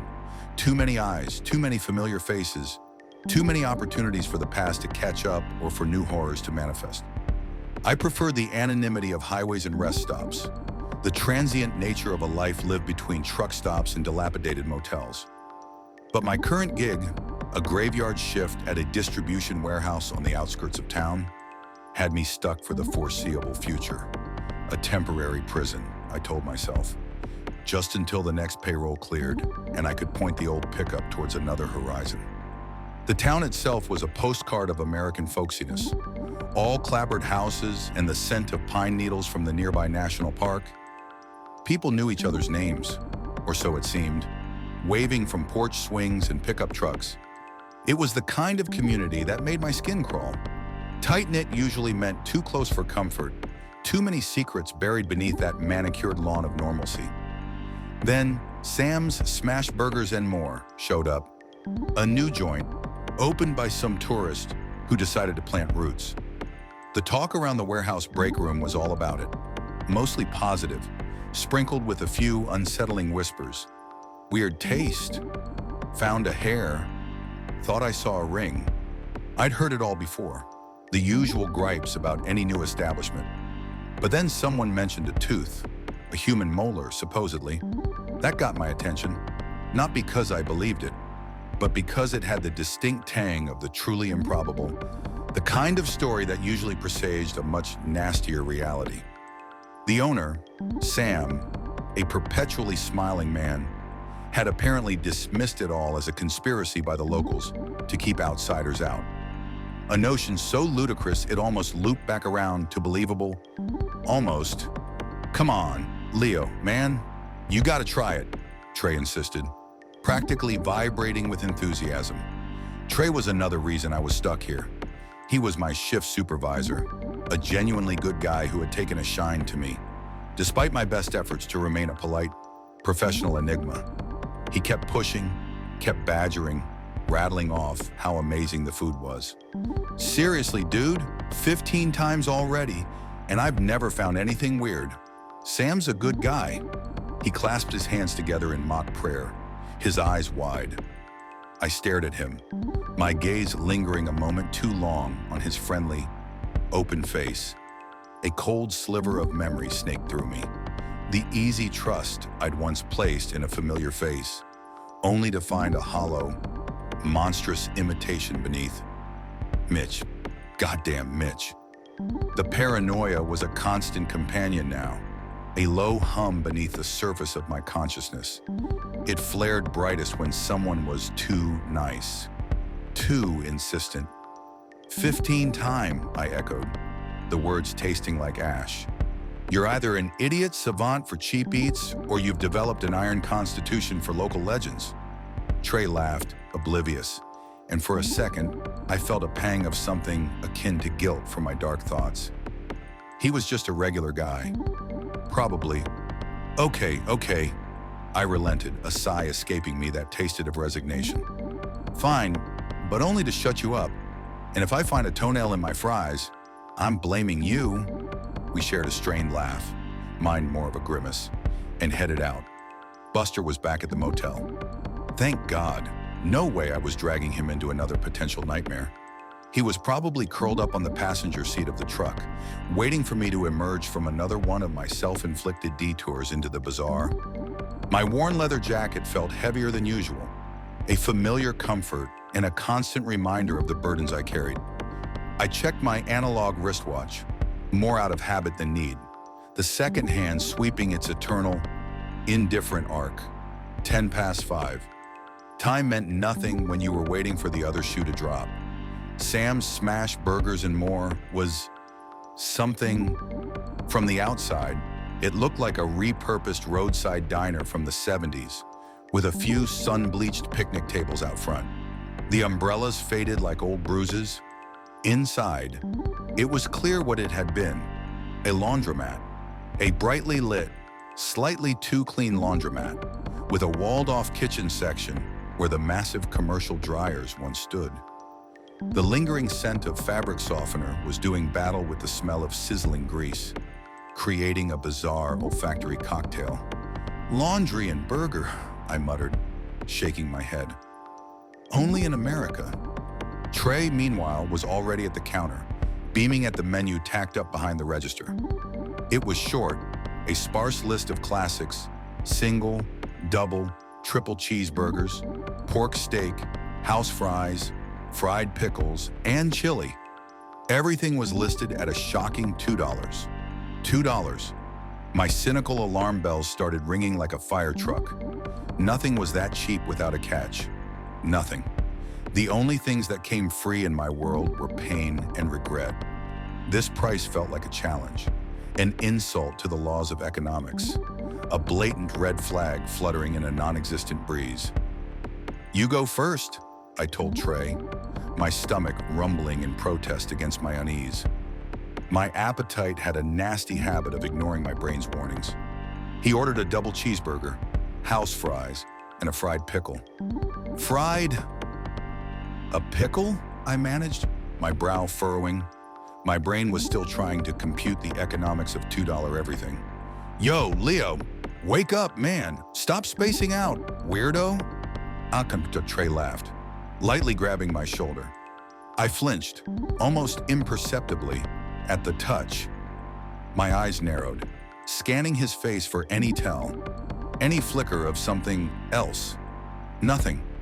Just Trey, good old oblivious Trey, my self-preservation instinct, honed by years of running from unseen things, was a nagging buzz in my skull. I felt like prey in a field of flowers, every petal a potential trap. I forced my attention back to the menu. $2 for anything. It screamed desperate or too good to be true, or both. My gaze lingered on the chili and fries. Can I get the chili and the fries?" I asked, my voice a little rougher than I intended. "Like, can you combine the two to make chili fries?" The man behind the counter, Sam, was an older guy, maybe early 60s, with a round, pleasant face and eyes that crinkled at the corners when he smiled. His grin was wide, almost unnaturally so, like a mask that had been stretched too far. It brought a shiver down my spine, a faint echo of the chilling artistry I'd witnessed in that pristine, antique-filled house where beauty was just a mask for decay. Olivia, her house had been a meticulously curated tableau, just like this man's smile felt curated. "Certainly," Sam boomed, his voice ridiculously ebullient. "It'll be about 30 minutes, okay? We make everything fresh and hot." 30 minutes. For chili fries. It was a long time for a fast food joint, but if everything was indeed fresh, I nodded. Trey nodded, and we found a booth. The booths were red vinyl, worn smooth in patches, probably from decades of restless laundromat patrons. The fluorescent lights hummed overhead, casting a clinical glow on the already sterile-looking interior. We hadn't been sitting for long when the smell hit us. Not just the faint, battling odors of fabric softener and old grease. This was something else, a richer, deeper, more primal aroma. The scent of frying meat, yes, but also something earthy, almost gamey. It was intoxicating, a heavy, musky cloud that seemed to bypass my nose and go straight for some ancient lizard brain part of me.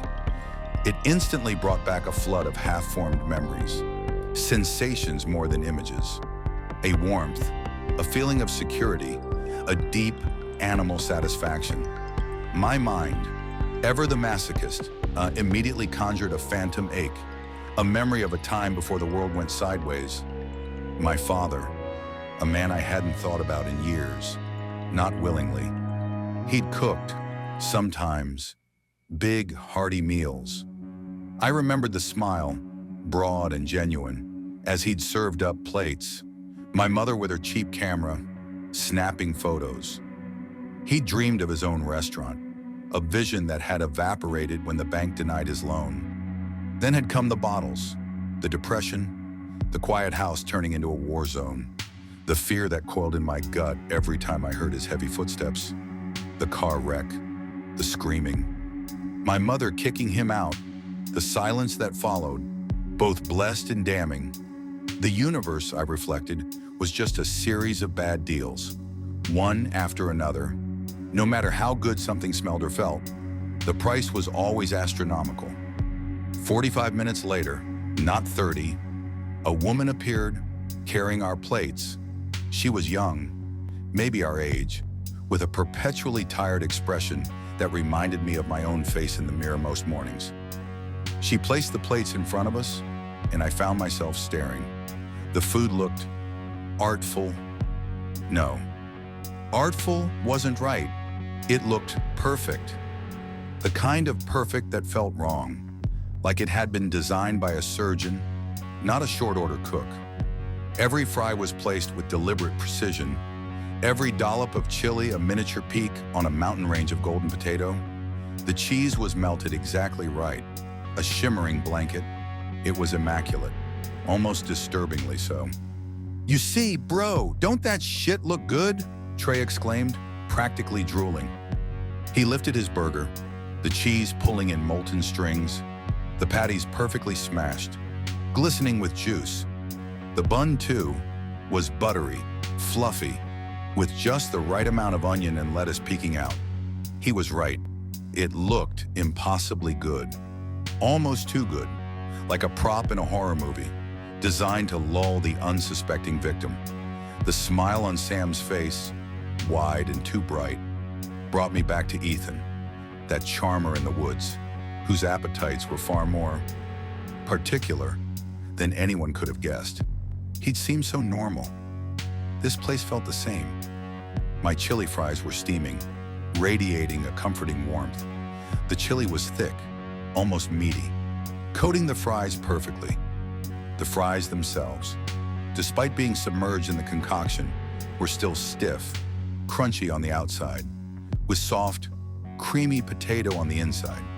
They were clearly hand-cut, thick and irregular, and coated in a seasoning that I couldn't quite place, familiar, yet alien.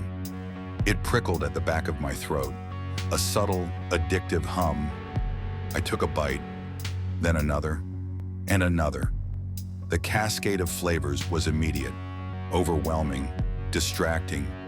It was savory, rich, deeply umami, with a subtle sweetness that I couldn't pinpoint.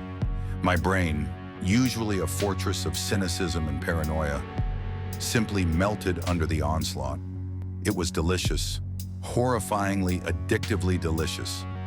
For $2, the sheer absurdity of it should have been a red flashing light, but my senses were hijacked. I ate, shoveling the chili fries into my mouth, barely registering Trey's delighted slurping across from me. It was a compulsion, a need, a deep animal satisfaction that bordered on primal. The plate was almost empty before I even realized it. "Ha, told you this place is the best in town," Trey said, his mouth half full. "Yeah, no kidding," I mumbled, my voice thick. "This place, it's something else. The way the food was made, plated, immaculate. I'd believe it if this guy was a Michelin star chef." Trey just grinned. "I don't know who Michelin is or why their stars matter, but this food is bussin'."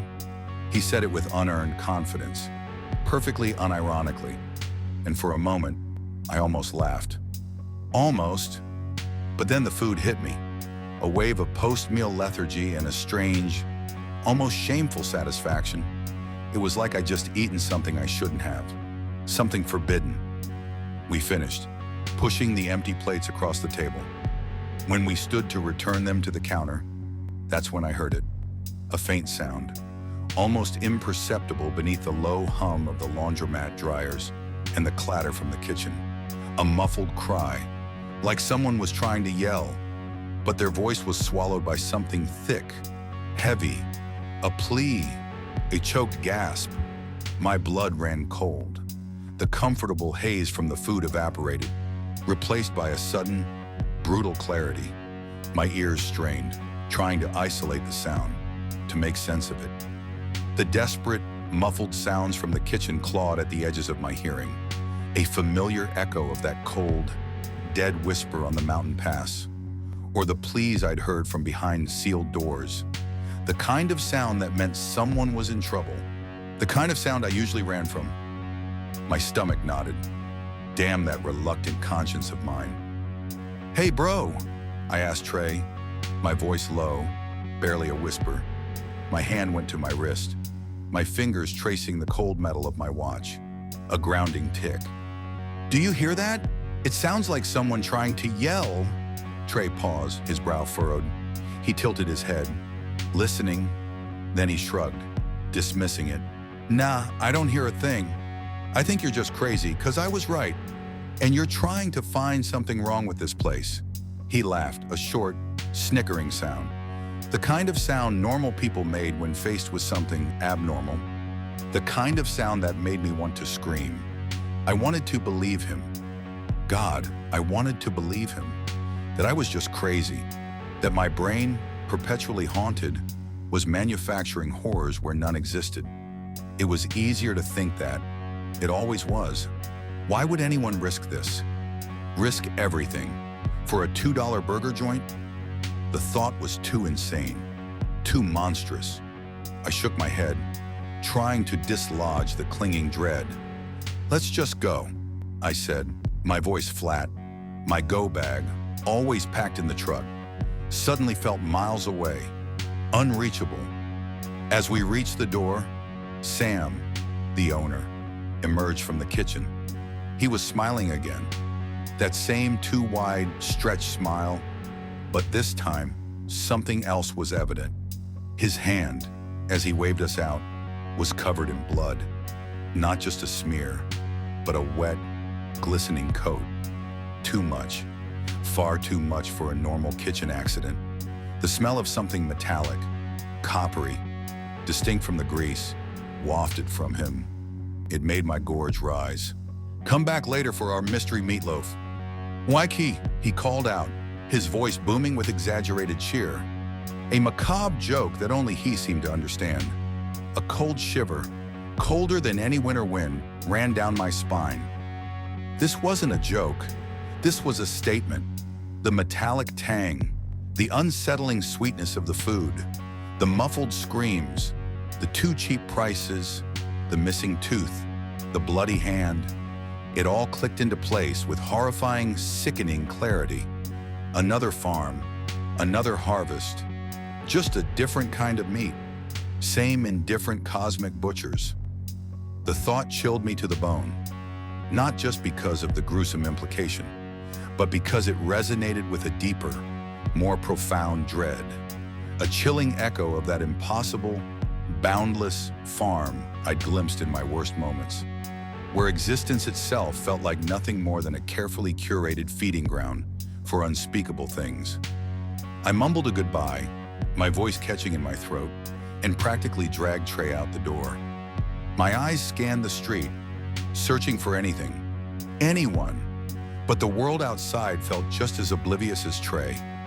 This town, like so many others, was just a stage for the everyday monstrous. Last night, curled on the lumpy mattress in my motel room, I watched the local news. My stomach was still a churning knot of unease, my mind replaying the image of Sam's bloody hand, the echo of those muffled cries. The local news anchor, her face grim, reported, "A vacationing family of 3 went missing earlier this week in our little town. Their car was found at the junkyard with nothing but bloodstains inside it. If you have any information, please call our helpline." My gaze drifted from the TV screen to the empty food container on the bedside table. My chili fries, the sickeningly delicious $2 chili fries. The taste, the weird, addictive, unforgettable taste. I felt sick, bone deep, soul sick. My hands started to tremble. I closed my eyes, trying to force the question from my mind, but it hammered against the inside of my skull, a relentless, horrifying drumbeat. Am I crazy, or does human meat actually taste good? The thought was a venomous serpent coiling in my gut, leaving a trail of ash and self-loathing. I refused to go back to that restaurant. I had to refuse, but a part of me, a dark, primal, disgusted part, knew the answer to that question. And it was the most horrifying truth of all. The stench of pine and damp earth clung to me, thick and cloying, but beneath it, something else. A raw, metallic tang that tasted like fear and old blood. My breath hitched, a ragged tear trying to escape, but I clamped my hand over my mouth, pressing my knuckles into my teeth until the pain was a dull ache. Outside, just inches from the flimsy screen of leaves I'd pulled around myself, I heard it. A low, wet sniff, followed by the sickening drag of something impossibly heavy across the forest floor. It was close, too close. My heart, a panicked drum against my ribs, threatened to burst through the fabric of my worn leather jacket. Every muscle in my body screamed, demanding flight, but my limbs were locked, frozen in a rictus of sheer, unadulterated terror. The whispers, ancient and malevolent, slithered into my mind, crawling under my skin like cold worms, promising a fate far worse than death. That was where I ended up, lost and alone in the Mauve Glacier. But it hadn't started that way. No, it always began with a choice, a flicker of that cursed conscience, pulling me deeper into the dark, one reluctant step at a time. I'd been driving for what felt like an eternity, the kind of eternity measured in lukewarm coffee and the blurred lines of highways stretching into the horizon. My latest gig, hauling a nondescript load of something across state lines, had finally coughed me out near the western edge of Montana. Glacier National Park loomed in the distance, a colossal, jagged silhouette against the bruised purple of an impending dusk. Most folks saw beauty. I saw a colossal, geological mausoleum, ready to swallow whatever wandered too close. My analog wristwatch, a familiar weight on my wrist, showed it was past 5, time for a break, maybe a cheap diner meal, before finding some godforsaken motel to crash in. The open road was my only true home these days, a constantly shifting boundary that kept the past and whatever liked to stick to me like burrs at bay. It usually worked, for a while. A small, rustic ranger station materialized out of the twilight, a single incandescent bulb casting a sickly yellow glow onto a weathered wooden sign. My stomach rumbled a protest. Maybe they had snacks. I pulled the rig into the small parking lot, the diesel engine idling with a rumble that vibrated through the worn leather of my jacket. Inside, on a kid barely out of high school, looking far too clean and earnest for this part of the world, was leaning on the counter. He saw me come in, his gaze flickering over my weary face and the grime on my boots, settling for a beat too long on the faint tremor in my left hand as I pushed it into my pocket. He probably thought I was just another tired trucker. He wouldn't have been wrong, not entirely. You wouldn't happen to have any recommendations for things to do, would you? A voice as smooth as a river-worn stone cut through the quiet. I hadn't noticed him before. He was a few feet from me, a lean man with a shock of sandy hair and a smile that seemed to radiate genuine warmth. Stan. He'd introduced himself, said he was just passing through, looking for some solitude. Same as me. A lie, probably. Everyone out here had an agenda, even if it was just running from themselves. I knew the type. Hell, I was the type. The Ranger. His eyes still holding a flicker of something I couldn't quite decipher. Cleared his throat.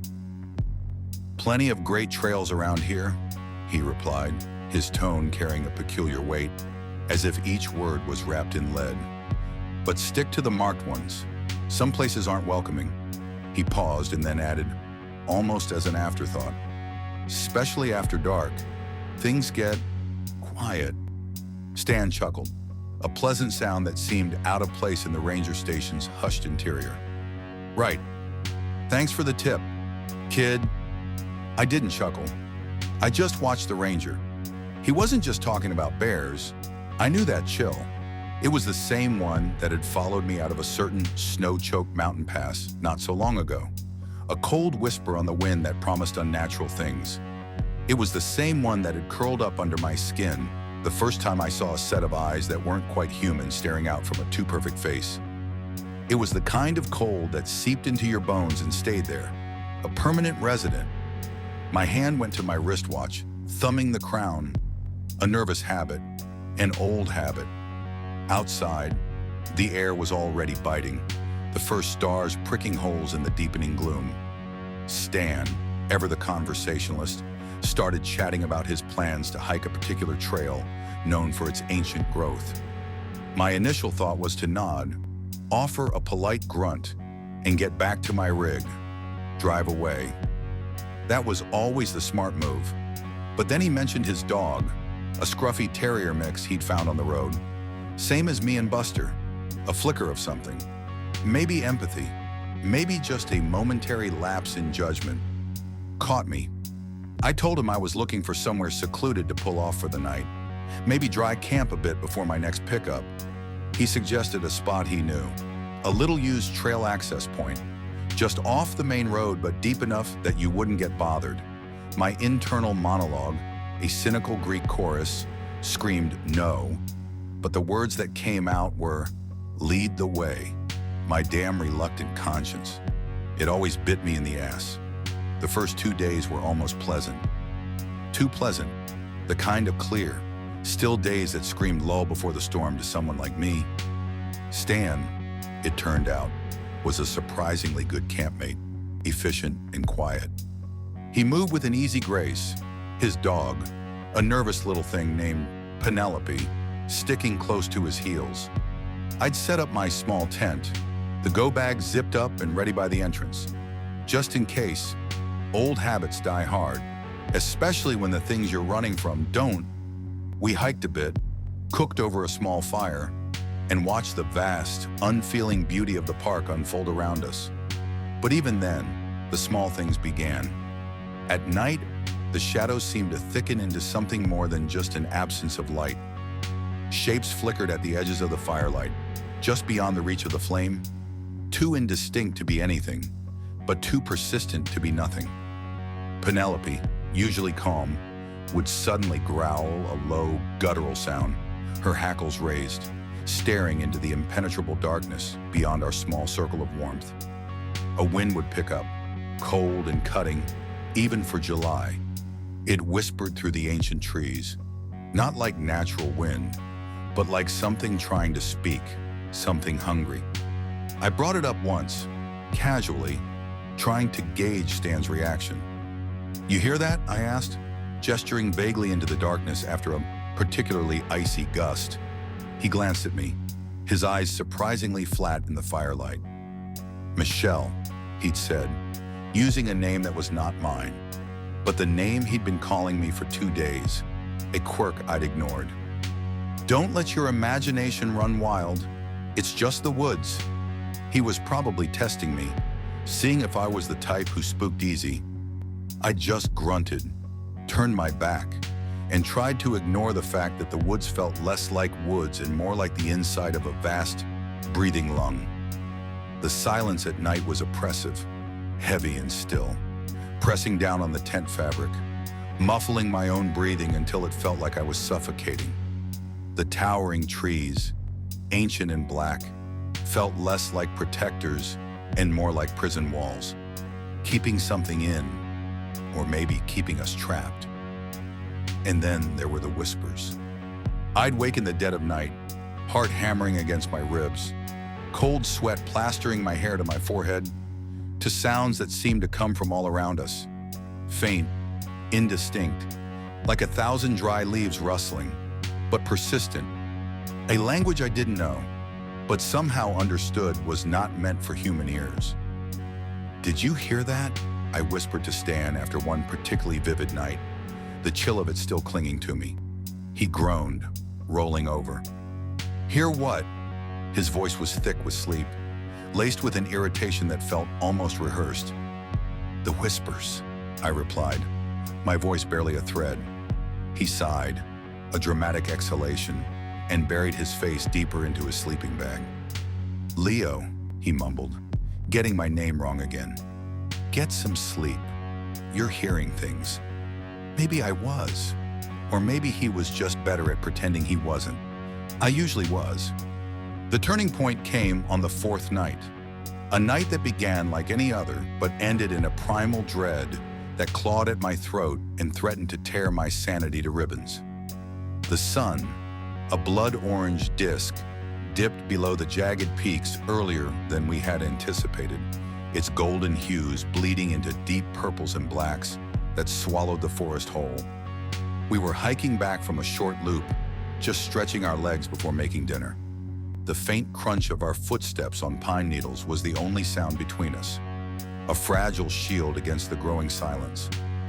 I reached into the small day pack Stan was carrying, the one he'd insisted on taking despite my offer to carry it, for the trail map. My hand came up empty. I tried again, digging deeper, but there was nothing. A cold knot formed in my stomach. "You lost the map?" My voice was sharper than I intended, cutting through the growing darkness. A bad sign. I never raised my voice. "I didn't lose it," he snapped back, irritation flaring in his eyes. "I saw you pack it. You had it last. I put it in your bag, Stan, right after you looked at it. Don't try to play me." The accusation hung in the air, thick and unwelcome. My heart hammered, not just from the fear of being lost, but from the sudden, sharp realization that something was fundamentally wrong with this picture. He never let me carry the bag, and he was lying. I could smell it. "Well, and it's not here now," he growled, his eyes darting around the deepening forest, a frantic, almost animalistic look in them. His frustration mirrored my own, but there was something else in his tone, something brittle, something edging on pure, unadulterated fear, or something else, something calculating. We tried retracing our steps, but the trail felt wrong, warped, as though the very geometry of the forest had shifted in the encroaching shadows. Familiar landmarks seemed twisted or missing altogether. A large, distinctive pine, a fallen log I'd noted, a cluster of unique rocks. Each step felt heavier, the air thicker, charged with an electric unease that prickled on my skin.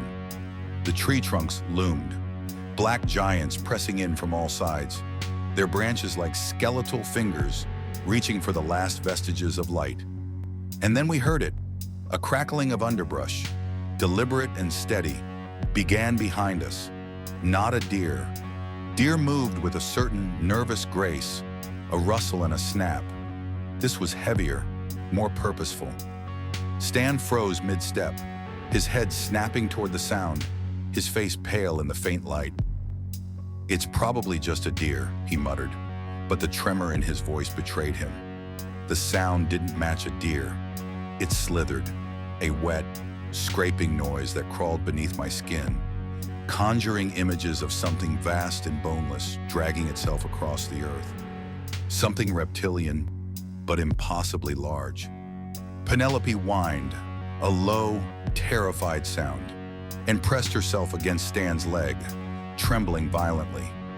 He ignored her, his eyes wide, fixed on the darkness.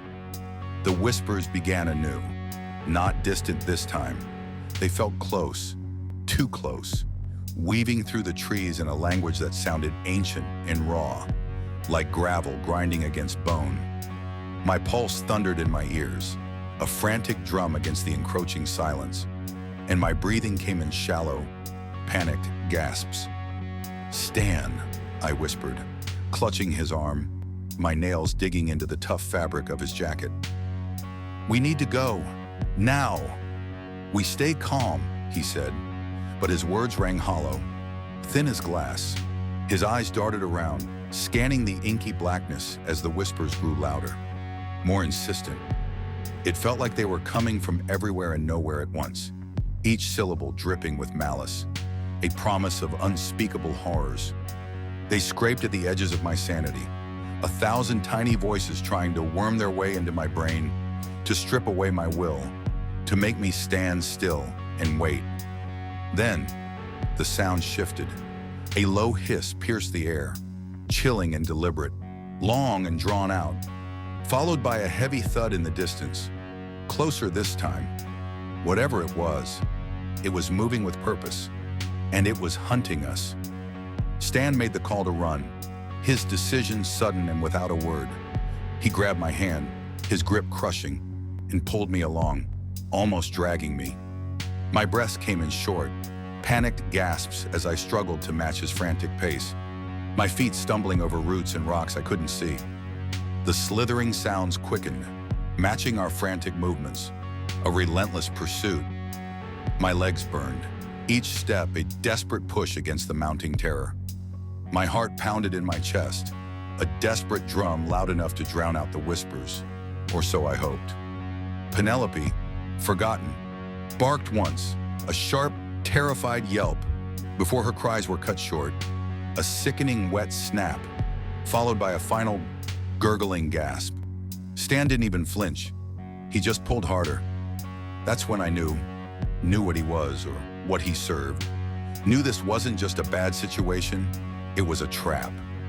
My ankle twisted with a sickening crunch beneath me, a white-hot spear of pain shooting up my leg. I screamed. The sound ripped from my throat, a desperate, raw cry. "Stan, wait!" I cried, tears streaming down my face as fear seized my body, paralyzing me. I fell, my hands scrambling for purchase on the slick, cold earth. But he didn't stop. He didn't even slow. His figure, a dark silhouette against the barely perceptible gloom, simply dissolved into the shadows, leaving me alone with the oppressive darkness closing in, the whispers rising to a crescendo. He hadn't just run. He had abandoned me. He had used me as bait. The whispers surrounded me now, no longer faint or distant. They were everywhere, tangible, pressing against my skin like an icy wind, crawling into my ears, into my very mind. Words I couldn't understand filled the air, layered with menace, promises of a slow, agonizing end. My shaking hands groped for my phone, clutching it like a lifeline, my fingers fumbling with the screen. "No signal," it read. Of course, there never was when you truly needed one. I scrambled, adrenaline dulling the pain in my ankle, pulling myself beneath a thick tangle of roots from an ancient, fallen tree. It was a pathetic hiding spot, but it was all I had. I pulled a few damp leaves and loose soil over myself, trying to disappear, to become part of the forest floor. The stench of decay intensified, thick and sickening, as if the air itself was putrefying.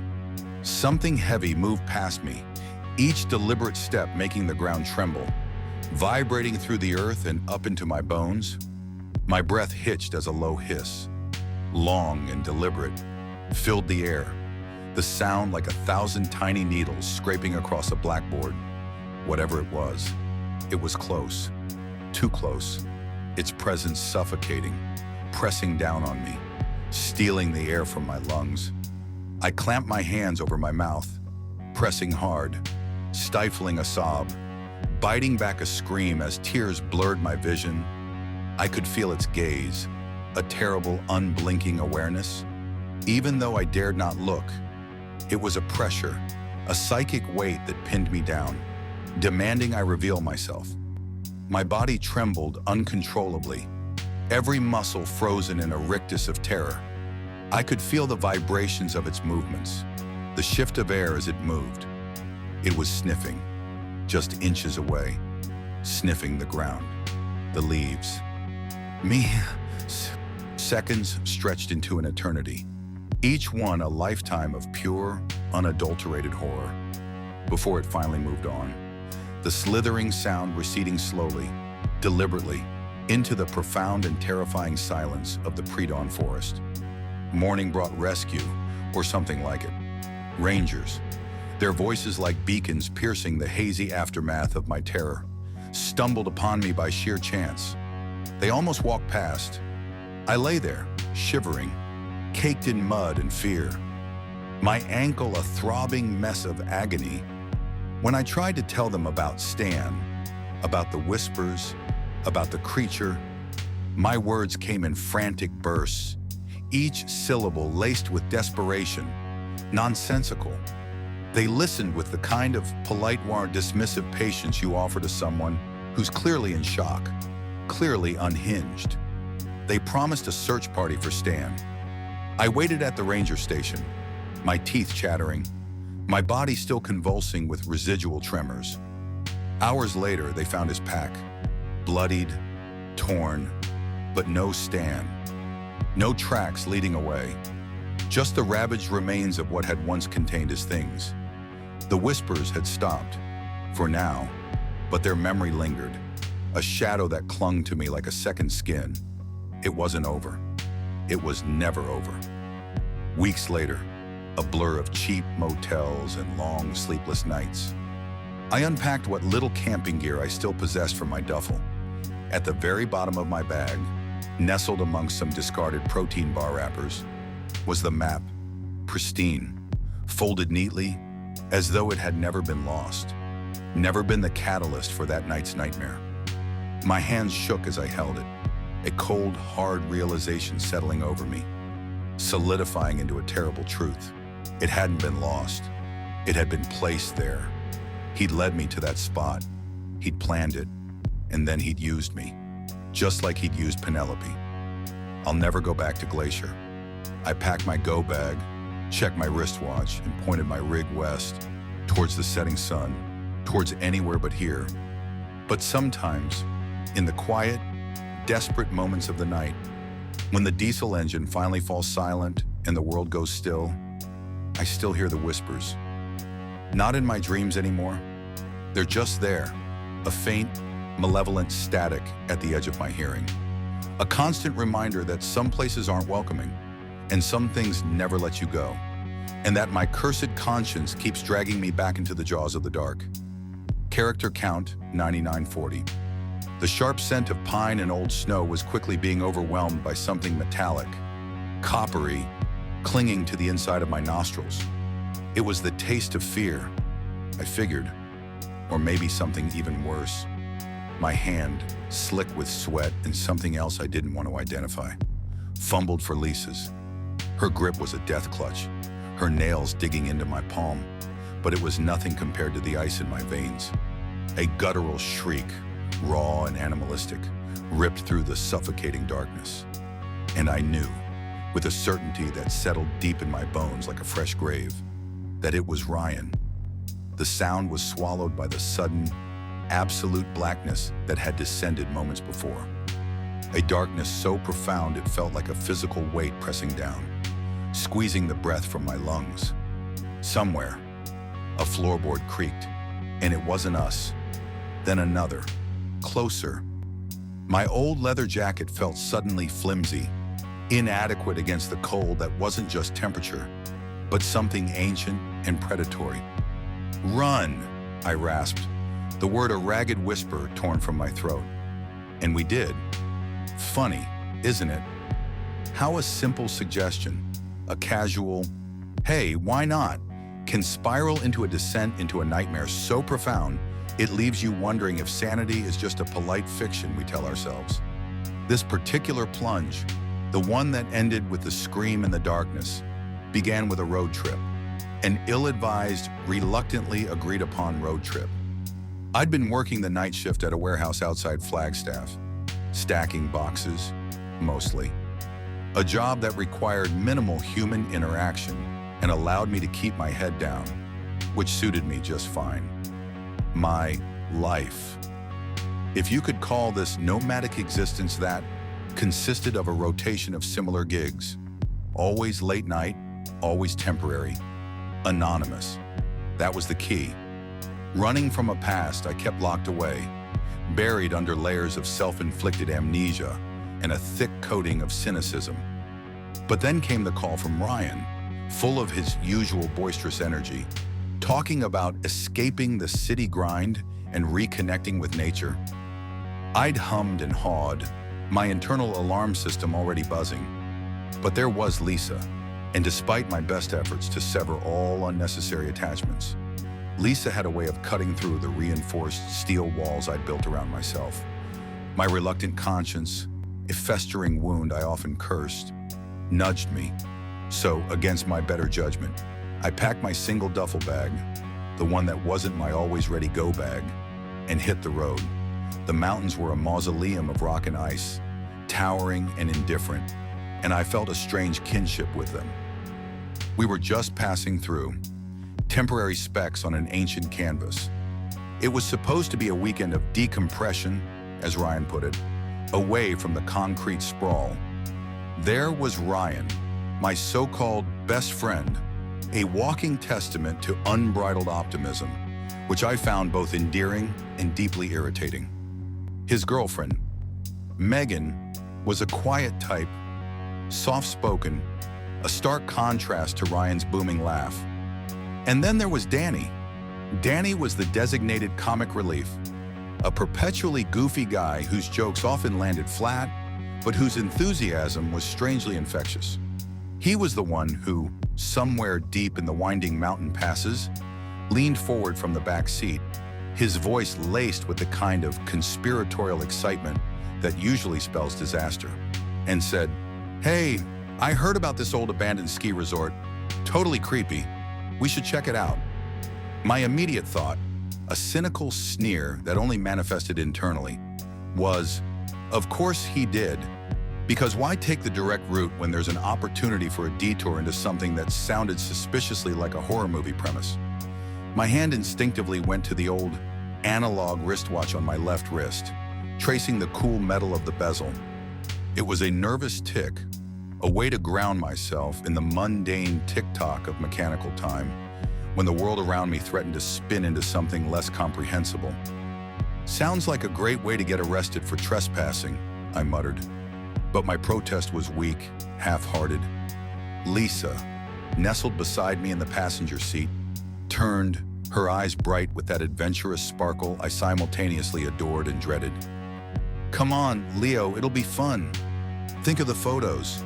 Ryan, of course, was already punching coordinates into his phone. Danny was making mock ghost noises, and Megan, surprisingly, offered a small, hesitant smile. My reluctance, that damn conscience, made a fatal decision. Why not, I thought, already knowing the answer would be delivered, in blood and screams, before the weekend was out. It always was. The road to the resort, once a paved artery leading to bustling slopes, was now a fractured, pock-marked vein, choked with snow and ice. We had to park the car a good quarter-mile from the main lodge, the tires whining in protest as we crunched through the untouched powder. The resort itself, when it finally emerged from the skeletal embrace of snow-laden pines, looked less like a place of past joy and more like a tomb, a massive, weathered wooden structure. Its windows boarded up like dead eyes, stood sentinel against the bleak, gray sky.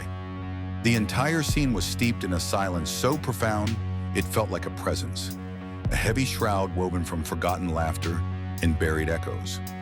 It wasn't a peaceful quiet. It was the kind of silence that hummed with a suppressed energy, like a predator holding its breath. The air itself felt brittle, unnaturally cold, even for the mountains. It seemed to seep into my bones, a chill that had nothing to do with the temperature. "Spooky, right?" Danny chirped, trying for levity, but his voice was a little too loud, a little too strained. Ryan, ever the one to break through unspoken tension, strode ahead, his breath pluming in the frigid air. "Come on, guys, just an old building." He laughed, a brave, utterly foolish sound that was immediately swallowed by the oppressive silence. That was when I saw them. Footprints. Not ours, not deer tracks. These were distinct, human-sized indentations in the fresh snow, leading directly to a half-collapsed service entrance at the side of the lodge. They weren't old, either. The edges were still sharp, not yet softened by the wind or melting. Someone had been here, recently, and those footprints didn't lead away. My stomach knotted. My worn leather jacket suddenly felt paper thin. This wasn't some abandoned curiosity. It was a crime scene waiting to happen, or worse. The voice in my head, the weary, cynical one, screamed at me to turn around, to grab Lisa and drag her back to the car, broken wires or not. But the other voice, the one I hated, the one that pulled me into every god-awful mess, whispered, "What if someone's in trouble?" And then, like the fool I was, I followed Ryan into the gloom. The interior of the lodge was a testament to neglect and decay. Dust, thick and cloying, coated every surface, an ancient skin that muted all sound. The air was stale, heavy with the scent of damp wood, forgotten dreams, and something else, something faintly metallic, like old blood, or perhaps just the accumulated rust of generations. Faded photographs of smiling skiers adorned the walls in the lobby, their cheerful faces a grotesque mockery of the grim reality of the place. They looked like ghosts themselves, trapped in amber. We moved through the cavernous space, our flashlights cutting feeble sways through the gloom. There were a few half-burnt candles on a broken counter, their wicks black and brittle. Not just recently, but very recently. My breath hitched. This wasn't a historical curiosity. This was an active, malevolent presence. "Someone's been here," I murmured, my voice flat. Ryan tried to brush it off. "Squatters, probably. Nothing to worry about." But even he didn't sound convinced. His bravado was starting to fray around the edges. Lisa squeezed my hand again, her grip a silent plea. Megan was pale, her eyes darting nervously into the deeper shadows. Danny, for once, was quiet. An hour later, the first noise came. We were huddled in what looked like an old common room, trying to make light of the situation. Danny was telling a terrible knock-knock joke when it happened. A soft shuffle, upstairs. It was barely audible, a faint scrape, like someone dragging a heavy foot across the wooden floorboards. Danny, ever the jester, immediately supplied. "Probably a raccoon wearing tap shoes."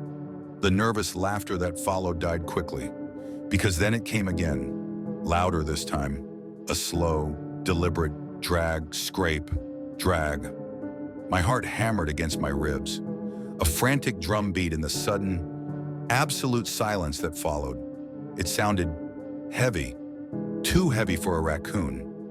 Lisa gripped my arm, her nails digging in again. "What was that?" she whispered, her voice barely a breath.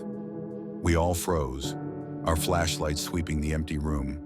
That oppressive silence descended again, thicker this time, colder. It felt like we weren't just in a building, but inside. Something that was watching, waiting. The back of my neck prickled. The hairs on my arms stood on end. My gut screamed. "I think," Megan said, her voice a reedy whisper, "I think we should leave. Now." Her eyes were wide, glistening with unshed tears. For the first time all night, there was no argument, no false bravado. We all just nodded, a silent, desperate agreement. We needed to get out. The air felt too thin, too cold, too wrong. We retraced our steps, a frantic scramble back through the lobby, the ghostly faces in the photographs seeming to smirk at our retreat. The main doors loomed ahead, a promise of escape, a return to the relative safety of the barren, indifferent world outside. My hand went to my wristwatch, checking it, even though I had no idea what time it was, and frankly, didn't care. It was just a comfort, a small, mechanical reminder of a world that made sense. We burst through the doors, gasping for the crisp mountain air, only to have the fragile shield of hope shatter around us like ice. The car, our steel chariot of escape, sat silent and forlorn in the snow, its headlights dark, its engine a cold, dead weight. Ryan, always the first to act, fumbled with the keys, but the dashboard lights didn't even flicker. He popped the hood, and I leaned over, my flashlight beam cutting through the gloom. There it was, a tangled, severed mess of wires, ripped clean from the engine block.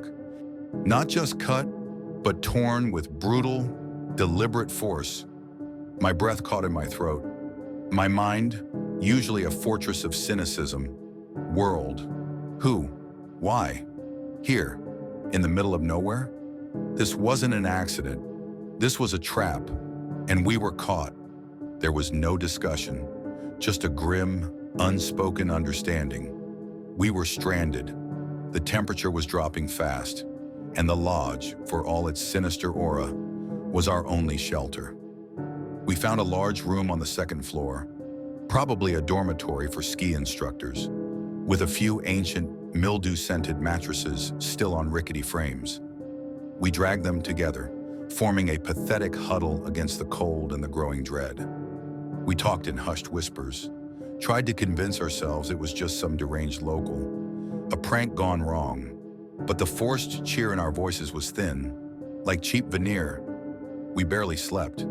Every creak of the old building, every gust of wind whistling through a broken pane, sent jolts of adrenaline through my system. I lay there, eyes wide open, listening, my hand hovering over the heavy mag light in my go bag, which I'd, out of habit, brought inside. Every rustle outside the door, every shift of snow on the roof was amplified, distorted, sounding like footsteps, like something stalking. It was around 3 a.m. when the sound changed. It wasn't a creak, or a gust, or even a drag. These were distinct, heavy footsteps. Thump, thump, thump. They were coming from the hallway, slow, deliberate, and they were getting closer.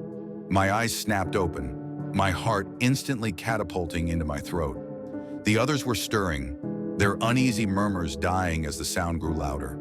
It stopped, right outside our door. The silence that followed was deafening, suffocating. Ryan, bless his naive, courageous heart, was always the first to charge into danger.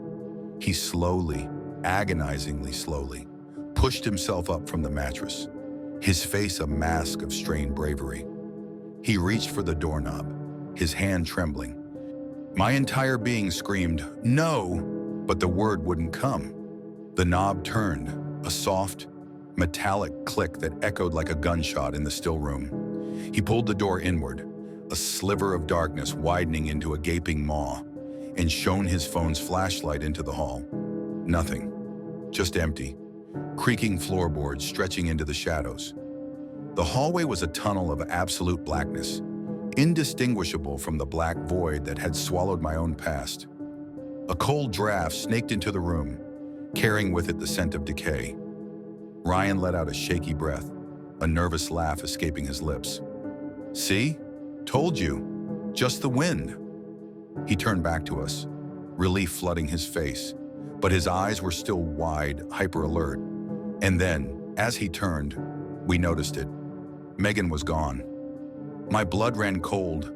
The space where she had been sleeping was an empty indent on the mattress.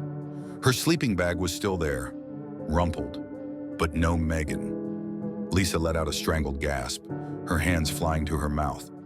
Ryan's relief twisted into confusion, then a desperate, frantic denial.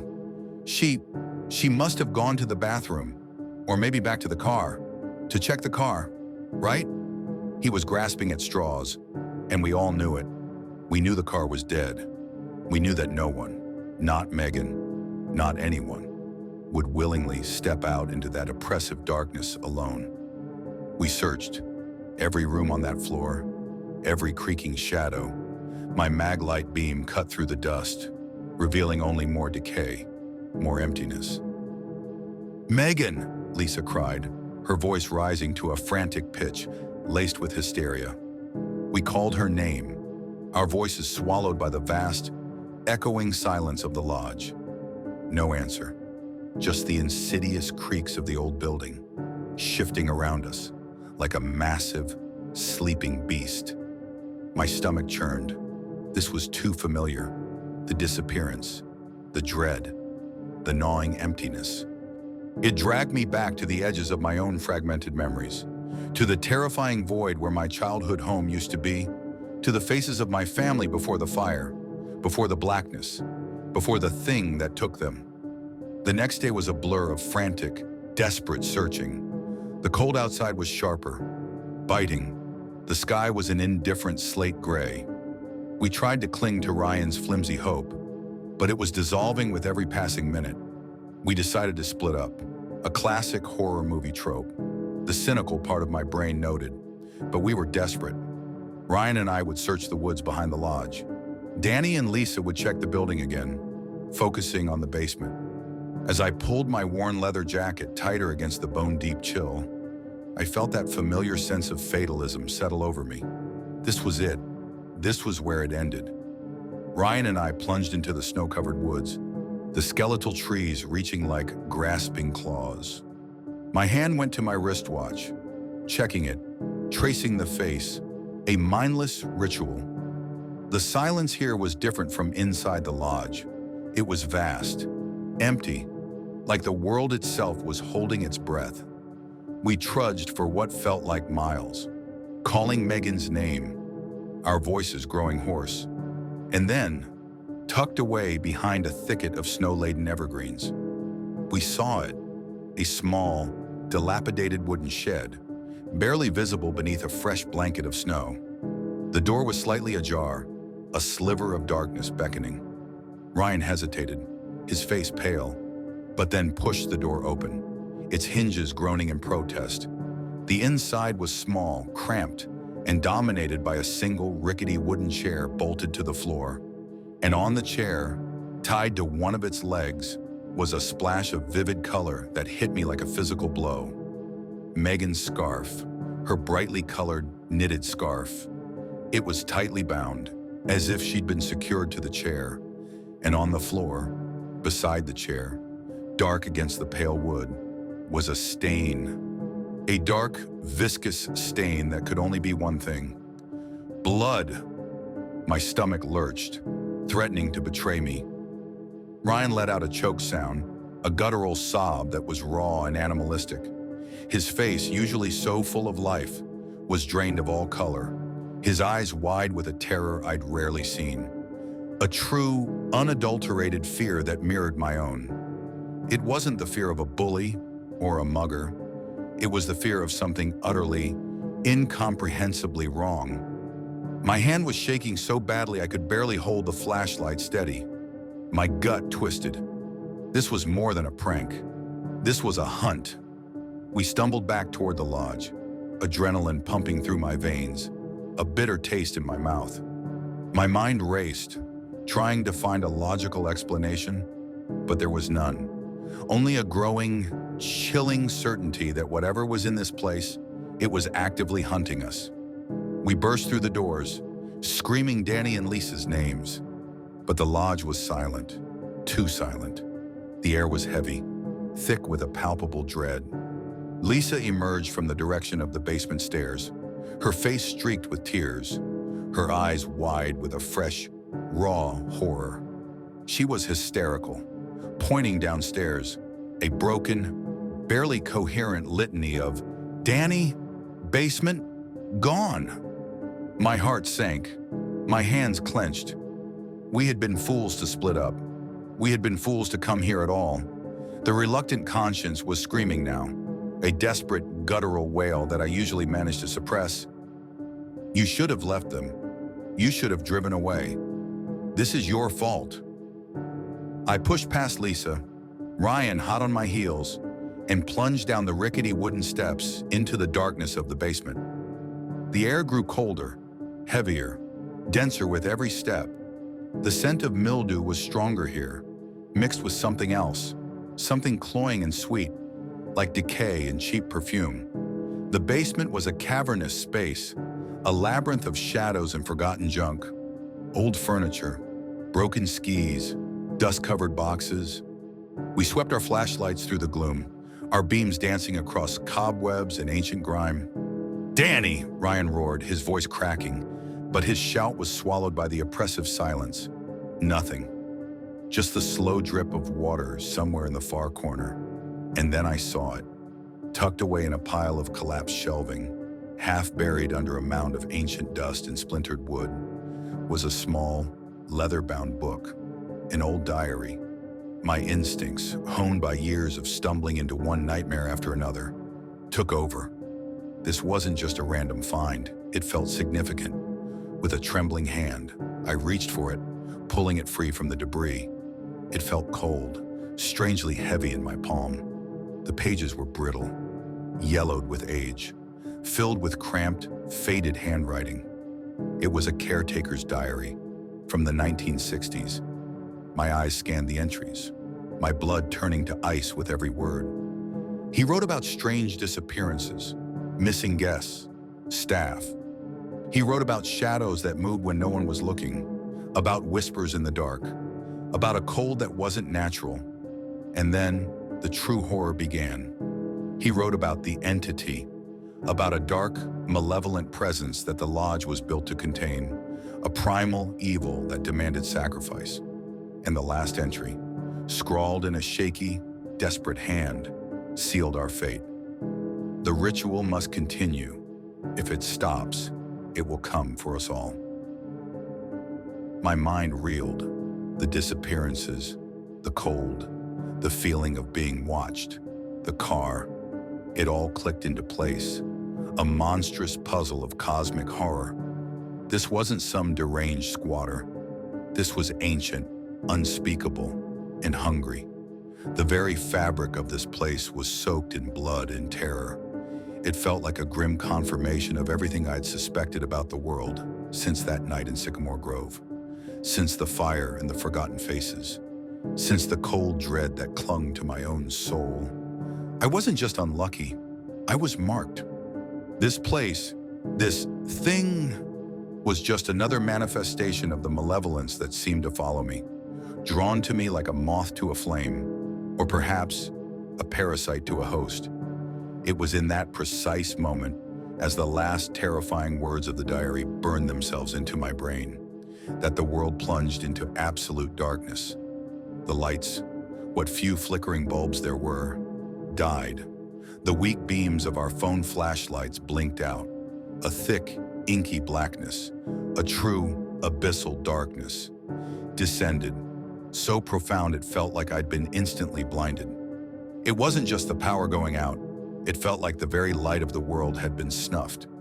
The scent of ozone, sharp and acrid, stung my nostrils, quickly followed by the metallic tang of something else, something primal and foul. And then the scream, Ryan's scream. It was raw, immediate, utterly devoid of hope or humanity, the sound of a soul being ripped apart. It came from somewhere to my right, swallowed almost instantly by the impenetrable black. "Ryan!" Lisa shrieked, her voice a thin, brittle thread in the crushing darkness. I felt her hand, cold and trembling, scrabbling for my arm, finding it, and gripping it with the strength of desperation. My own blood turned to ice. Footsteps. Thump, thump, thump. They were faster now, closer, no longer slow and deliberate, but an unnatural, rhythmic pounding on the floorboards, surrounding us, closing in. There was a faint, wet, rasping sound, like something breathing, or perhaps something unbreathing, that seemed to fill the entire basement. "Run!" I rasped again, my throat raw. We moved, blindly, desperately, hands outstretched, stumbling over unseen obstacles, through the suffocating darkness. I heard Lisa whimpering, sobbing, but I couldn't stop, couldn't think. It was a pure animal flight response. Up the stairs, crashing through the lobby, the ghostly faces in the photographs mocking our terror. The main doors were a vague, lighter square in the distance. We didn't open them, we burst through them, driven by a primal, overwhelming terror. The freezing night air hit us like a physical blow, a shock that temporarily cleared the suffocating fear. I gulped it in, the cold burning my lungs. We stood panting, ragged breaths pluming in the frigid air. And that was when I realized it was just me and Lisa. Ryan was gone, swallowed by the darkness, just like Megan and Danny. My hand instinctively went to my wristwatch, checking the time that no longer mattered, tracing the numbers on the face, trying to anchor myself. We made it back to the car. Don't ask me how. I barely remember the frantic scramble through the snow, Lisa's sobbing breaths echoing mine. The engine wires were still a mangled mess, a testament to the savagery that had held us captive. Yet, when I put the key in the ignition, the old beast roared to life, a single, triumphant cough, then a steady thrum that felt like a mockery. Of course it does, I thought, a bitter, cynical laugh bubbling up from somewhere deep inside. Just enough to get me out, to prolong the torment, to ensure I remember every detail. We drove. I didn't speak. Lisa didn't speak. She just sat there, staring blankly ahead, her eyes wide and vacant, as if she was still in that place, still watching something unseen. I drove faster than I'd ever driven in my life, the speedometer needle a blur, until the distant, flickering lights of a small, nondescript town appeared on the horizon. I didn't know how much time had passed. It felt like a lifetime. The police, of course, found nothing. They searched the lodge, interviewed us, their faces a mixture of skepticism and weary pity. No trace of Ryan, Danny, or Megan. No hidden shed with bloody scarves. No ancient, blood-soaked diary describing rituals and entities. They called it a tragic accident, a group of friends lost in the wilderness, another missing persons report, filed away, forgotten. They wouldn't have believed us anyway. I knew that. My experiences, particularly the ones I couldn't even fully remember from my childhood, had taught me that the world preferred its horrors to be mundane, explainable, not ancient, not hungry. Lisa hasn't spoken a coherent word since we got home. She just sits there, a haunted, hollow shell, staring at nothing, like her mind is still trapped in that cold, silent lodge. A piece of her, a vital, living piece, was left behind. And me? I'm back on the road, of course. Another town, another late-night job, another anonymous existence. But the feeling, it hasn't left. Every time I close my eyes, I hear the slow, deliberate thump, thump, thump of footsteps outside my door, just beyond the thin barrier of my sanity. Every shadow seems to deepen, to writhe with unseen motion. The cold, not of the mountains, but of something far older and deeper, still clings to my bones. I check my wristwatch constantly, not for the time, but for the comfort of its mundane, mechanical tick. I trace the numbers, as if I can somehow hold on to the ordered reality they represent. I try to sketch, sometimes, the vague outlines of what I saw, what I felt in that lodge.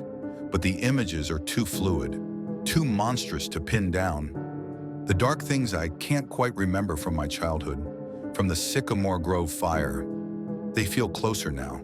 The veil between what was and what is thinner than ever. That lodge, it wasn't just a place, it was a doorway.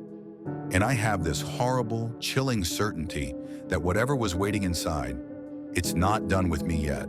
It simply followed me home. Character count 9876. Vicus tearing, a sound wet and sickening, ripped through the suffocating silence. It was the noise of flesh giving way, of something unspeakably wrong trying to force its way into the world. The air filled with a shriek, a raw, inhuman agony that clawed at my eardrums, echoing the screams I'd heard in nightmares I swore I'd forgotten. My 15-year-old daughter, Charlotte, lay on the bed, her body convulsing, and then, with a grotesque burst, the skin of her face cleaved down the center. Something bone-white and glistening pushed through, slick with crimson, twisting and writhing, desperate to shed the very shell that had housed her. My own breath hitched, caught somewhere between my throat and the ragged edges of my soul. This wasn't life. It was a violation, an impossible, monstrous birth. But the real horror, like all good nightmares, didn't begin with a crescendo. It started quietly, insidiously, with the mundane chime of a landline phone in the dead of night, dragging me back from the merciful oblivion of sleep to face a fresh hell. The sound of the antiquated landline, a relic I kept out of sheer, stubborn habit, jolted me awake at 1:30 a.m. My eyes, crusted with the grit of too little sleep and too many miles, blinked against the oppressive darkness of the rented room. Another night, another cheap motel, another reminder that the road was my only constant.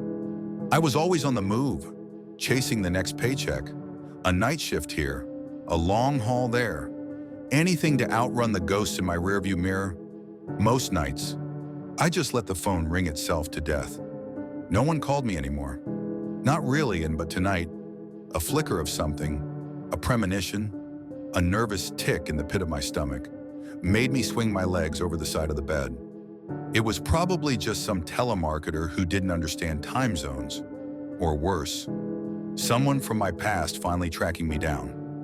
My hand went to the worn leather of the jacket draped over the chair beside the bed. A comforting weight, a familiar shield. I almost reached for my old analog wristwatch, a useless gesture, but then the phone rang again, insistent. "Just get it, Vance," I muttered, my voice a sandpaper rasp. "It's not like you were doing anything important, like sleeping soundly or enjoying a moment of peace."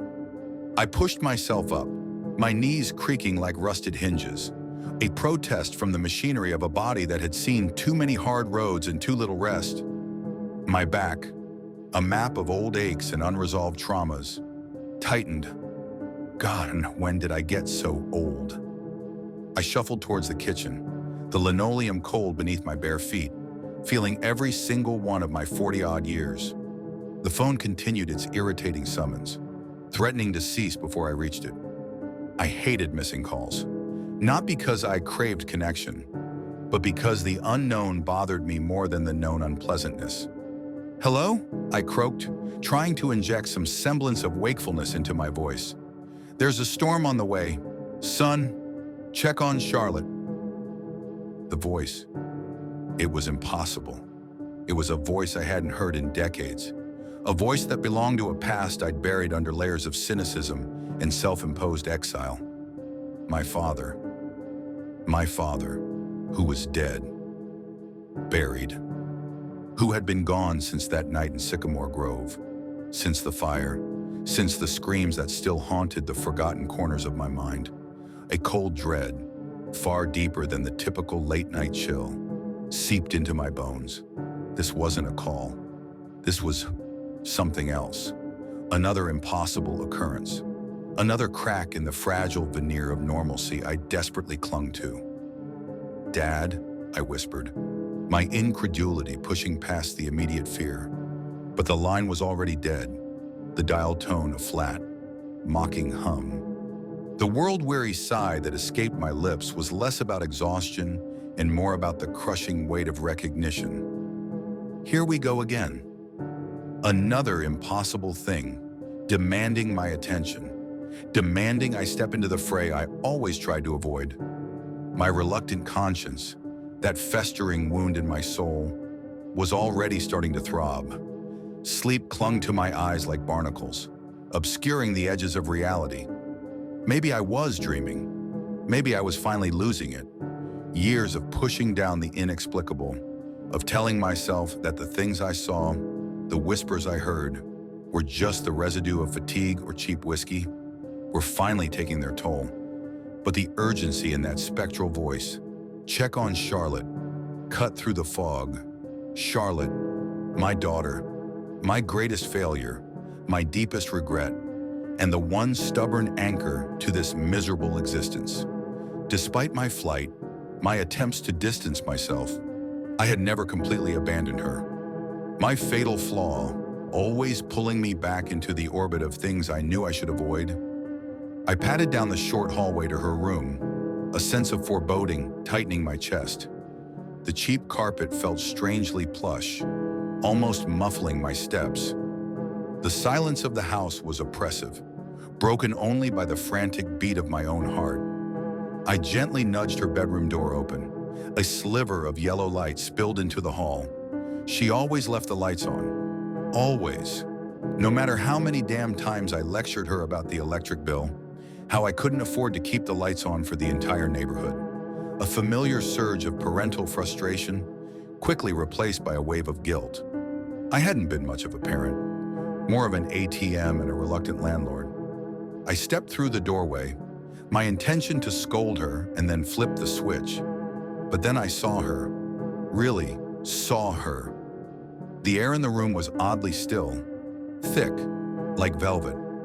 The sickly yellow glow from the bedside lamp, the one she never turned off, cast long, distorted shadows.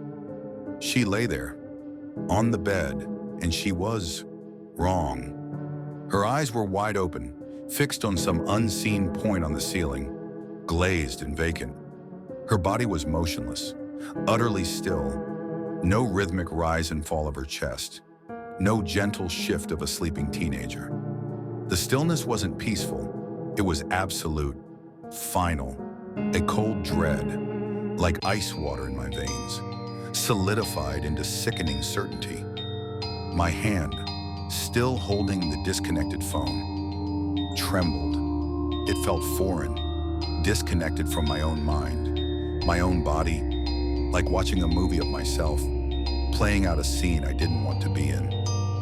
I watched it, this detached hand, raise the phone again, bringing it to my ear, and heard the familiar, hollow ring of a 911 call.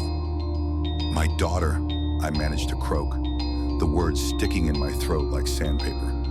I think she's gone. The line was a blur of noise, a torrent of questions I couldn't process. Then, suddenly, he was there, a paramedic, a blurred figure in a uniform, grabbing me by the shoulders, shaking me, his voice a desperate, urgent rumble. "Do you want your daughter to live?" he shouted, his face a mask of grim determination. I could only nod, a mute puppet. My mind, in a cruel act of self-preservation, tried to drag me back to safer memories, to a time before this all, when Charlotte was a whirlwind of laughter and ice cream at Six Flags, racing me to the next roller coaster.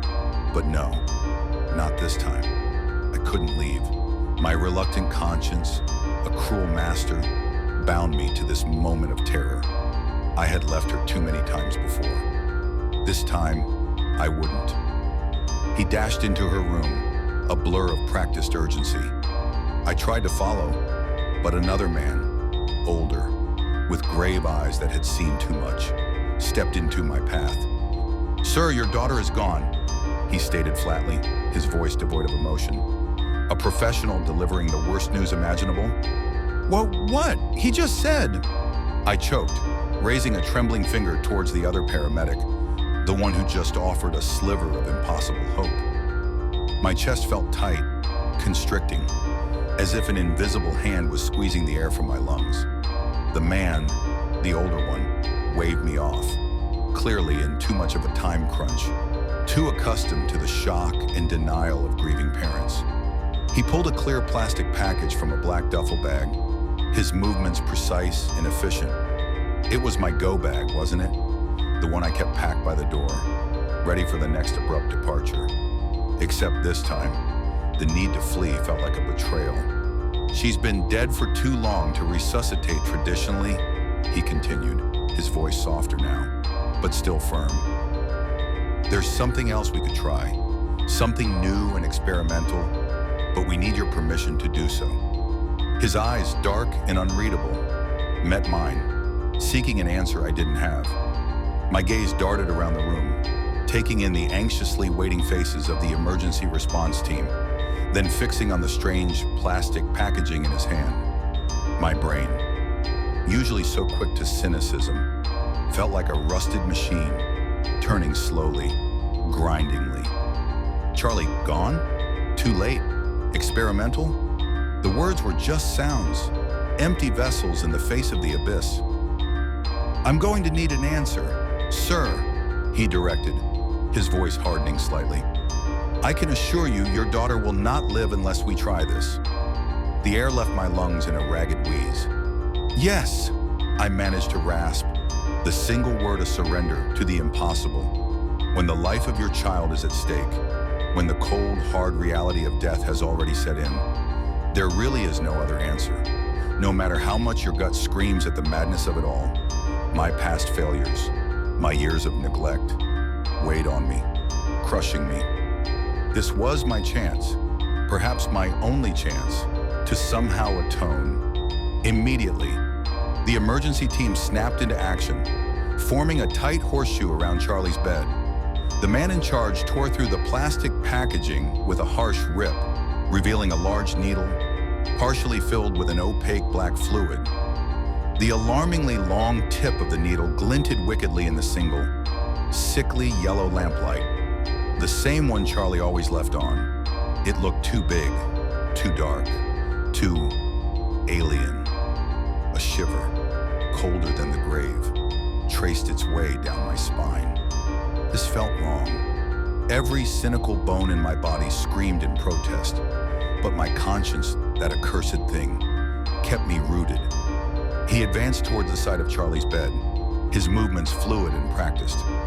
"I'm going to perform an intracardiac injection," he explained, his voice flat, utterly focused on the task at hand.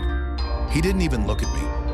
Another paramedic, a young woman with a face tight with concentration, used a pair of scissors to cut away the fabric of Charlie's shirt, exposing her pale, still chest. And well, we'll see what happens after that.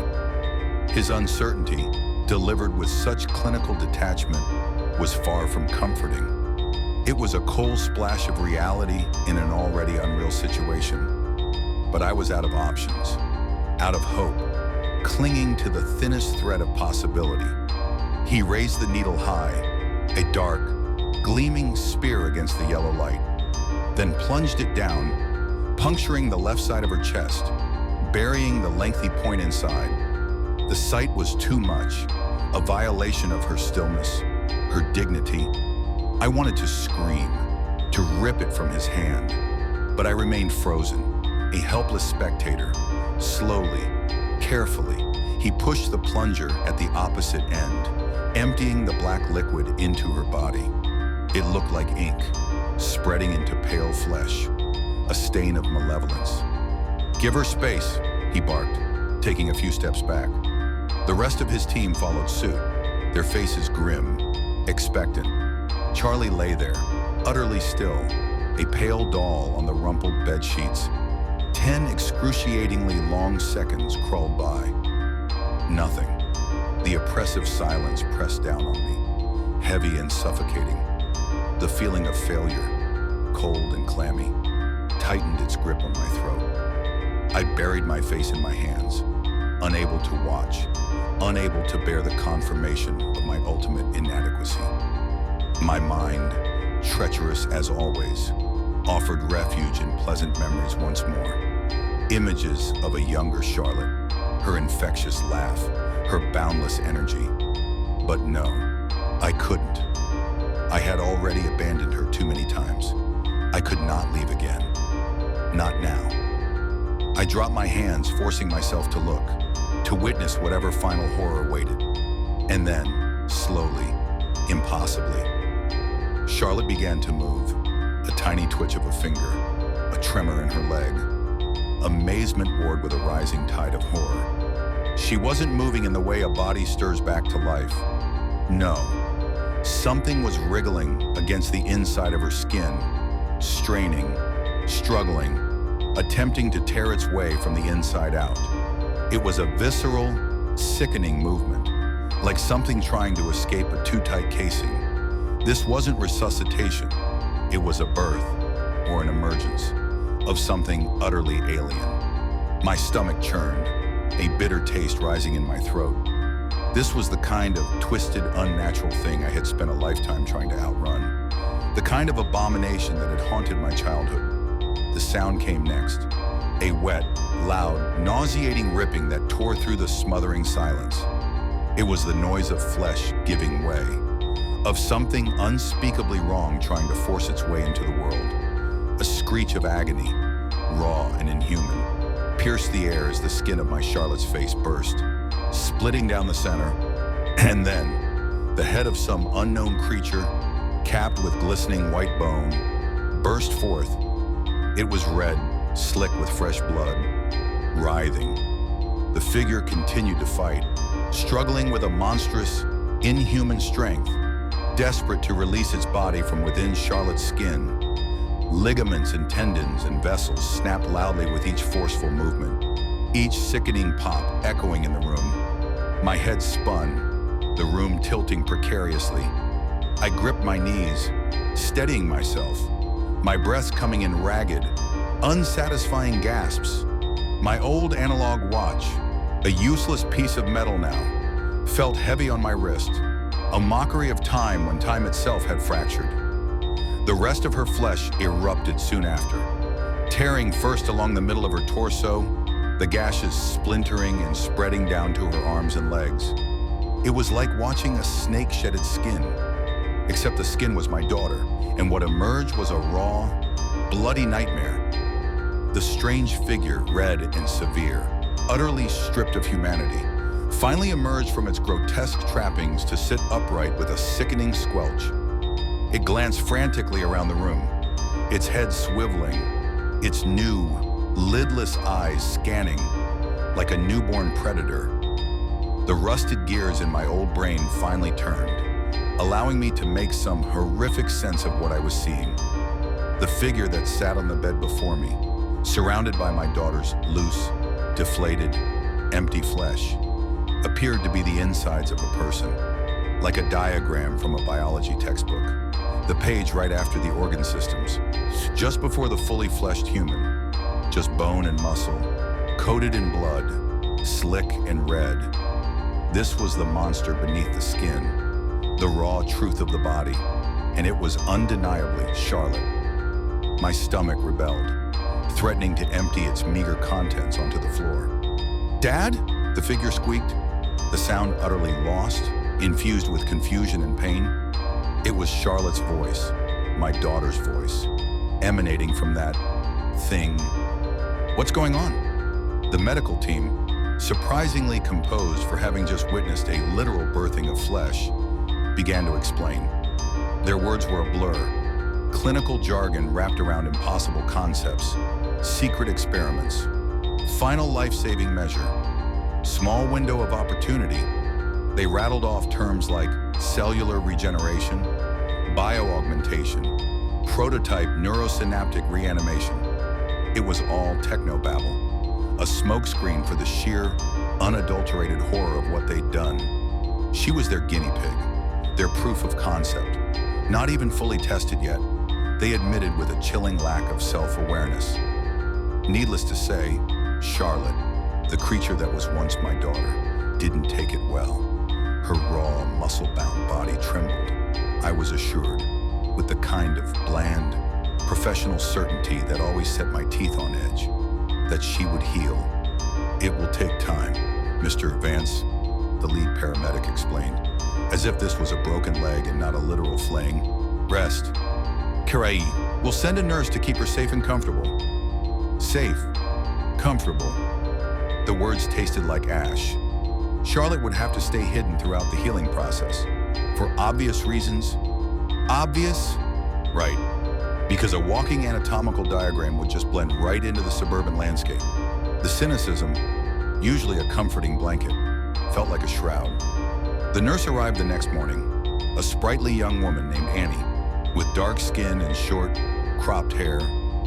Her bedside manner, a baffling blend of compassion and no-nonsense professionalism, was unparalleled. Charlotte, despite her agony and rage, took to her almost immediately. Though, to be fair, the steady dose of pain meds Annie delivered probably helped facilitate that relationship. Even still, Charlotte refused my company entirely. Our relationship had been shaky at best before this, a fragile peace built on mutual avoidance and my own profound inadequacies. Now, it was shattered. I could only sit outside her door, listening to her constant, raw sobbing, the sounds tearing at the last frayed edges of my composure. Each sob was a fresh lash of guilt.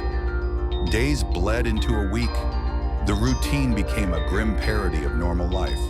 Annie coming and going, muffled cries from Charlotte's room, my own endless cycle of pacing and self-recrimination. I figured I needed to do something eventually. to break the silence that had grown between us, a chasm wider than any physical distance.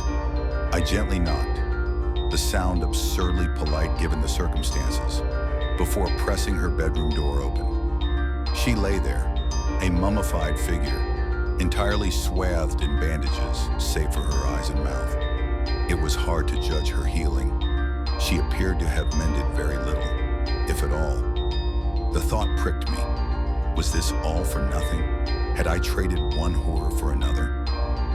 "Hey, Char!" I called from the doorway, my voice tentative, foreign even to my own ears. I moved hesitantly across the room, feeling like an intruder in my own home. She provided no response, rolling over in bed to look out the window, a small dark shadow against the pale bandages. The silence was thick with her resentment. "Listen," I began, sighing, the sound heavy with my inadequacy. "I don't know what happened to you, Charlotte, but, well, it must have been bad," I declared, kicking myself internally as the words stumbled from my mouth. Stupid and misguided. Brilliant. Vance, truly a wordsmith. "It kills me to see you like this, to see you in pain. I can't stand to know that you've been hurt. I guess I just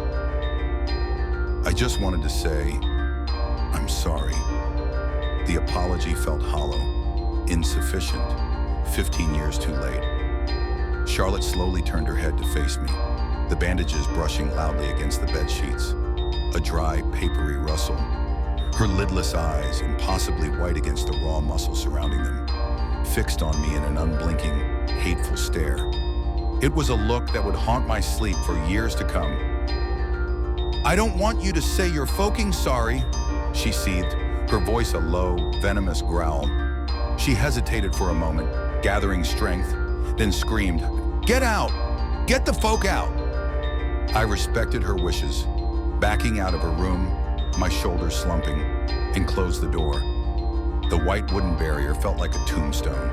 I rested my forehead against it, defeated, unsure of how to get through to her, how to bridge the gulf of my own making.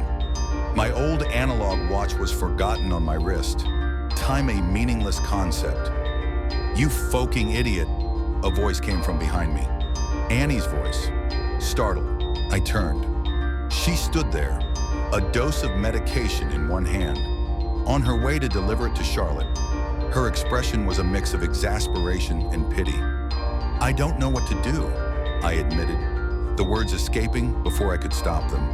Tears pricked at my eyes, a rare and unwelcome sensation. Annie laughed gently, a soft, disbelieving sound. "You don't know what to do?" she chided softly, somehow still comforting through her criticism. "She died. I don't know what happened to her, either, but I do know she won't talk until she feels safe and heard. She's just a child. Be patient with her." Her words were a balm and a condemnation. A child. Right. My child. The one I'd neglected for years. The next morning, I tried again. My feet felt heavy as I approached her room. The smell of antiseptic, faint but persistent, permeated the air. I pushed the door open, ready for another rebuff. She was awake. Her visible muscles on her face tugged the corners of her mouth into a permanent frown beneath the bandages. I gingerly stepped across the room to perch on the edge of her bed, feeling like I was treading on thin ice. "Tell me how you feel, Charlotte. Help me understand." My voice was quiet, almost a plea. She flinched, clearly unsure of how to respond, or perhaps unwilling. A gut-wrenching realization hit me then, a punch to the stomach. I'd never really talked to my own daughter. Not really. Not about anything that mattered. I'd been a phantom, a transient presence, always on the periphery, always ready to bolt. The bitter irony wasn't lost on me. The only time I was truly present was when she was dead and resurrected. He was my friend. I trusted him. "I've lost everything," she lamented, her voice raw, a thin thread of misery. She cast her eyes downward, impossibly white against the surrounding muscle. An alien contrast. I can't leave this house. I can't go to school. I can't see my friends. As if I ever had any in the first place. I feel so sad and so weak and so stupid. Charlotte swallowed loudly, the movement visible beneath her bandages before adding, but mostly, I feel so angry. The word hung in the air, heavy and sharp. Tell me more about that, I urged, turning to face her directly, willing her to meet my gaze. This was it. The moment I had to face the monster, not the one in her skin, but the one within myself. She shook her head slowly, weighing the gravity of her feelings. I don't understand why this happened, and it fills me with hatred. How could he do this to me? I went to bed on my 15th birthday and I woke up. I don't even know what I am anymore, she fumed, hatred twisting her voice, making it crack with a pain that mirrored my own. And I hate myself too, because somehow I hate you more than I hate him. I hung my head, the words a cold, blunt instrument, striking at the core of my deepest fears, afraid of what she'd say next, but knowing, with grim certainty, that I deserved every word. I hate that you didn't protect me. I hate that you let me die. But most of all, I hate that you never wanted me. She ranted, sitting up, her bandaged form rigid with fury, confronting me directly. Oh, of course I want you. Char, I stammered, the words feeble, unconvincing. She scoffed, a raw, bitter sound. Don't pretend like you care about me, she growled, her voice gaining strength, an edge of primal anger. You left me. For years after Mom died, you'd leave for weeks at a time. Came back to throw a couple $100 my way for food. I raised myself. I was only 10. I was a folking kid. Dad, you wanted me to die that night because you never wanted me. The accusation, delivered with such searing conviction, twisted in my chest like a knife, threatening to drive me mad with guilt. It was the truth, or a painful fraction of it. My past, the one I'd run from, wasn't just a place or an event. It was a person, a consequence. The phantom whisper of my father's voice, the memory of that burning house in Sycamore Grove, coalesced with the raw, present agony of Charlotte's words. I was haunted by everything, everywhere, always. I hate you, Dad, she screeched, striking my shoulder with a closed fist. The blow was weak, but the pain it inflicted was immense. I hate you, I hate you, I hate you, she repeated, pummeling my side with each admission, a desperate, pained rhythm. With each impact, her bandages, pristine moments before, began to stain red, a slow, horrifying seepage of blood from beneath the pristine white. A fresh wave of panic, of sickening dread, washed over me. Had I done all this, only for her to bleed out from the inside? A monstrous, slow death. The repeated exertion exhausted her. Her strength, born of fury, gave way to the overwhelming physical and emotional toll. She collapsed onto my shoulder, her body trembling, racked by sobs. Sadness, a crushing, overwhelming wave, finally overcame the force of her hatred.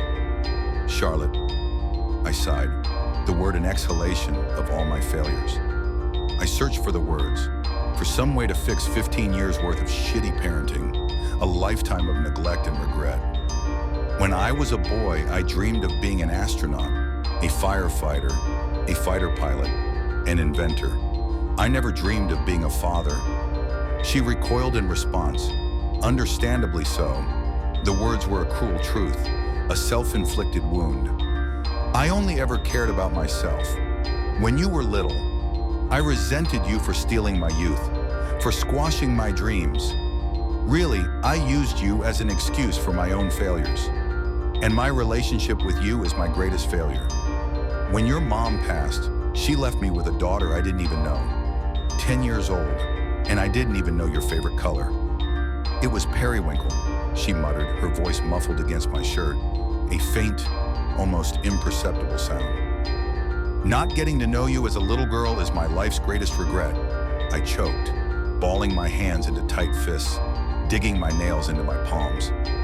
Because once I came back, once you started to let me in, I'd never loved anyone until I got to know you. Your favorite color is red, not bright red, but deep, crimson, blood red. You love that horrible music, men screaming over harsh melodies. But I love it because it never fails to bring that smile to your face. You love to paint giant pictures across your bedroom wall. Your laugh is so abrupt and so big that it just swells and fills the air, infecting me like a contagion that I'll never grow immune to. You are the strongest person I know, stronger than you know. You came out when you were 13. You socked a guy in the face for snapping your bra. You literally died, and yet you're still here fighting. You're fucking invincible, Charlotte. And we will get through this. A hesitant smile, thin and fragile as a spider web, crept across her bandaged face. A glimmer of hope, or perhaps just a trick of the light. The way I treated you after Mom died is unacceptable, inexcusable. I don't expect you to ever forgive me. The truth is, I missed out. You didn't. I was a horrible man. But you were perfect. You are the best thing to ever happen to me. And I will spend every day of the rest of my miserable life making up for the many years I was the worst thing to ever happen to you. The words felt inadequate, but they were the truest I had ever spoken. My reluctant conscience, for once, felt less like a curse and more like a purpose. The next morning, when Annie went to change Charlotte's bandages, she found that a flimsy layer of skin had grown across her body, paper thin and almost translucent. But there, nonetheless, a fragile shield, a testament to her impossible resilience. The police came soon after to take Charlotte's statement. They'd been briefed on her strange condition, told it was some kind of unique genetic disorder that caused her skin to slough off. A convenient lie crafted by the paramedics who were clearly covering their tracks. But even with the briefing, they recoiled in horror upon the first sight of her fresh, new skin, barely concealing her underlying musculature as Annie carefully rewrapped her bandages. Their faces, usually so stoic, were etched with a mixture of disgust and fear. Typical, normal people couldn't handle the truth. "I can't talk about it," she whispered in my ear, her voice thin and reedy, as the detectives stared, their pens poised over their notepads. "The words won't come out. Every time I try to talk, I just feel my thoughts spinning out of control.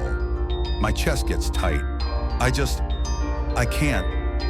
The trauma, it seemed, was too raw, too recent, too visceral to be confined to words. I understood. Some horrors defy language. I had my own, holding my index finger up, a silent promise. I shuffled out of the room, returning moments later with the old, paint-splattered box I'd confiscated from her years prior. Her paints. "Then paint it," I said, offering the box. If she couldn't speak the horror, she could manifest it. Perhaps by doing so, she could exert some control over it, just as I had started to do by sketching the things that haunted me. Her smile, fragile as it was so immense I worried it would tear her freshly grown skin. It was the first genuine smile I had seen from her in weeks, maybe years. A small victory in a world of defeats.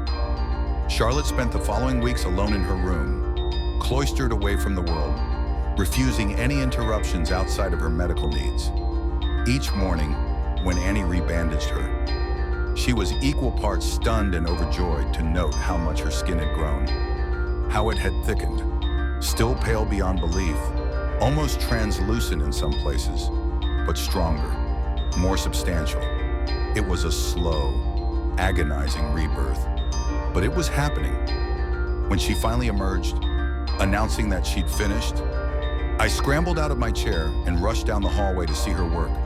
A vibrant mural, monstrous in size, covering an entire wall. My observant eye scanned it, following the narrative from left to right. Her and a man, early 20s maybe, drinking cans of Pop's Blue Ribbon, detailed down to the droplets of condensation on the cans. Then, my daughter, hunched over thick lines of white powder on the bathroom sink. Then, Charlotte sitting on the man's lap, beaming as she clutched a fresh pack of Camel menthols. The images grew hazy as the sequence continued, her crawling on all fours to the back door. Then the man cradling her in his arms, carrying her to bed, tucking her in, pulling the covers all the way up to her chin, like I never did for her. Charlotte in her bed, lips tainted blue, storm clouds in the sky forming the unmistakable image of my late father. The final image depicted Charlotte ripping out of her skin that night. Born again, it was all there, laid bare. The story of her death and rebirth, painted with a visceral truth that words could never capture. Why did you paint him? I stuttered, pointing to my father's likeness in the mural, a chill snaking down my spine. Had the man called her too? Was she also marked? She shrugged, a small, weary gesture. I'm not sure. I know he's gone, but I just feel like he's always looking out for me. He called me that night, I admitted, my voice low, a confession. Told me a storm was coming. That's why I found you. Her eyes widened, a flicker of understanding, or perhaps just another layer of confusion, passing through them, the threads of the impossible, weaving themselves tighter and tighter around us. As the next year passed, so did my daughter's miraculous recovery. Her hair grew back first, in dark, fine patches, eventually thickening and lengthening, though she opted to keep it short. The man who left Charlotte for dead was sent to prison. Delivery of a controlled substance to a minor. 2 years. Her eyes swelled with tears upon the news. A mixture of relief and a lingering, festering wound. Slowly, agonizingly, a semblance of normalcy trickled back into both of our lives. I returned to work, taking night shifts at a local warehouse. Anything to keep my mind numb and my hands busy. Charlotte still wasn't ready for school, but she buried herself in her own studies, diving into famous works of art and creating her own. She hurled cans of paint to cover the mural of her untimely death, a symbolic act of reclaiming her space, and repainted images of her, of me and of Annie, of us together, towering and colossal. Somehow, through the abject horror of the situation, we all became a family, a strange, scarred unit. Though Charlotte's skin was still fragile, a pale, almost translucent membrane, she was thriving in a way I never thought possible.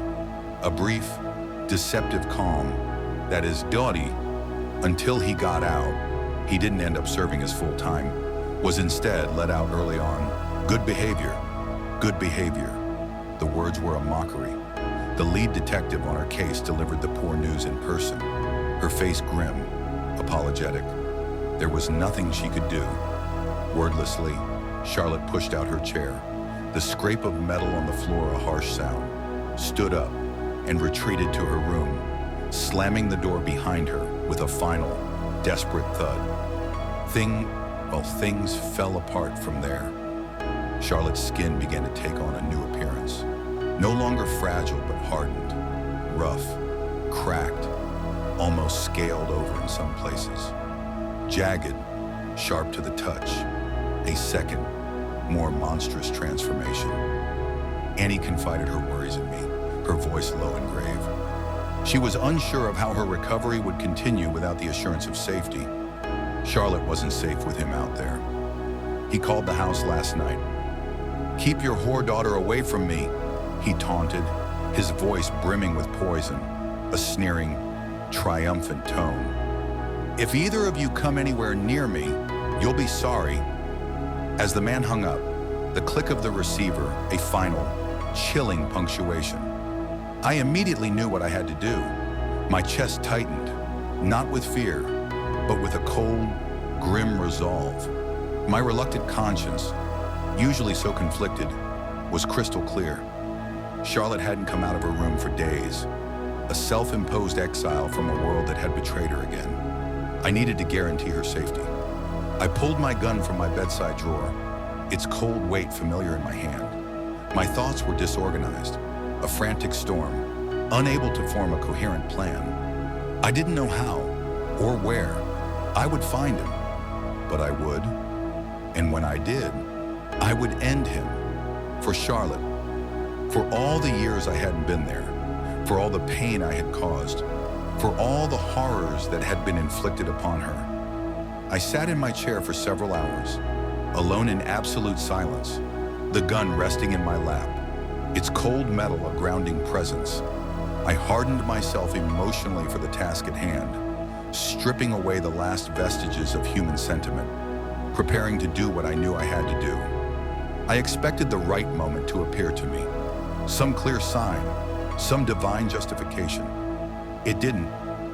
No celestial choir, no burning bush, just the quiet hum of the refrigerator, the distant rumble of traffic, the relentless tick-tock of my old analog wristwatch.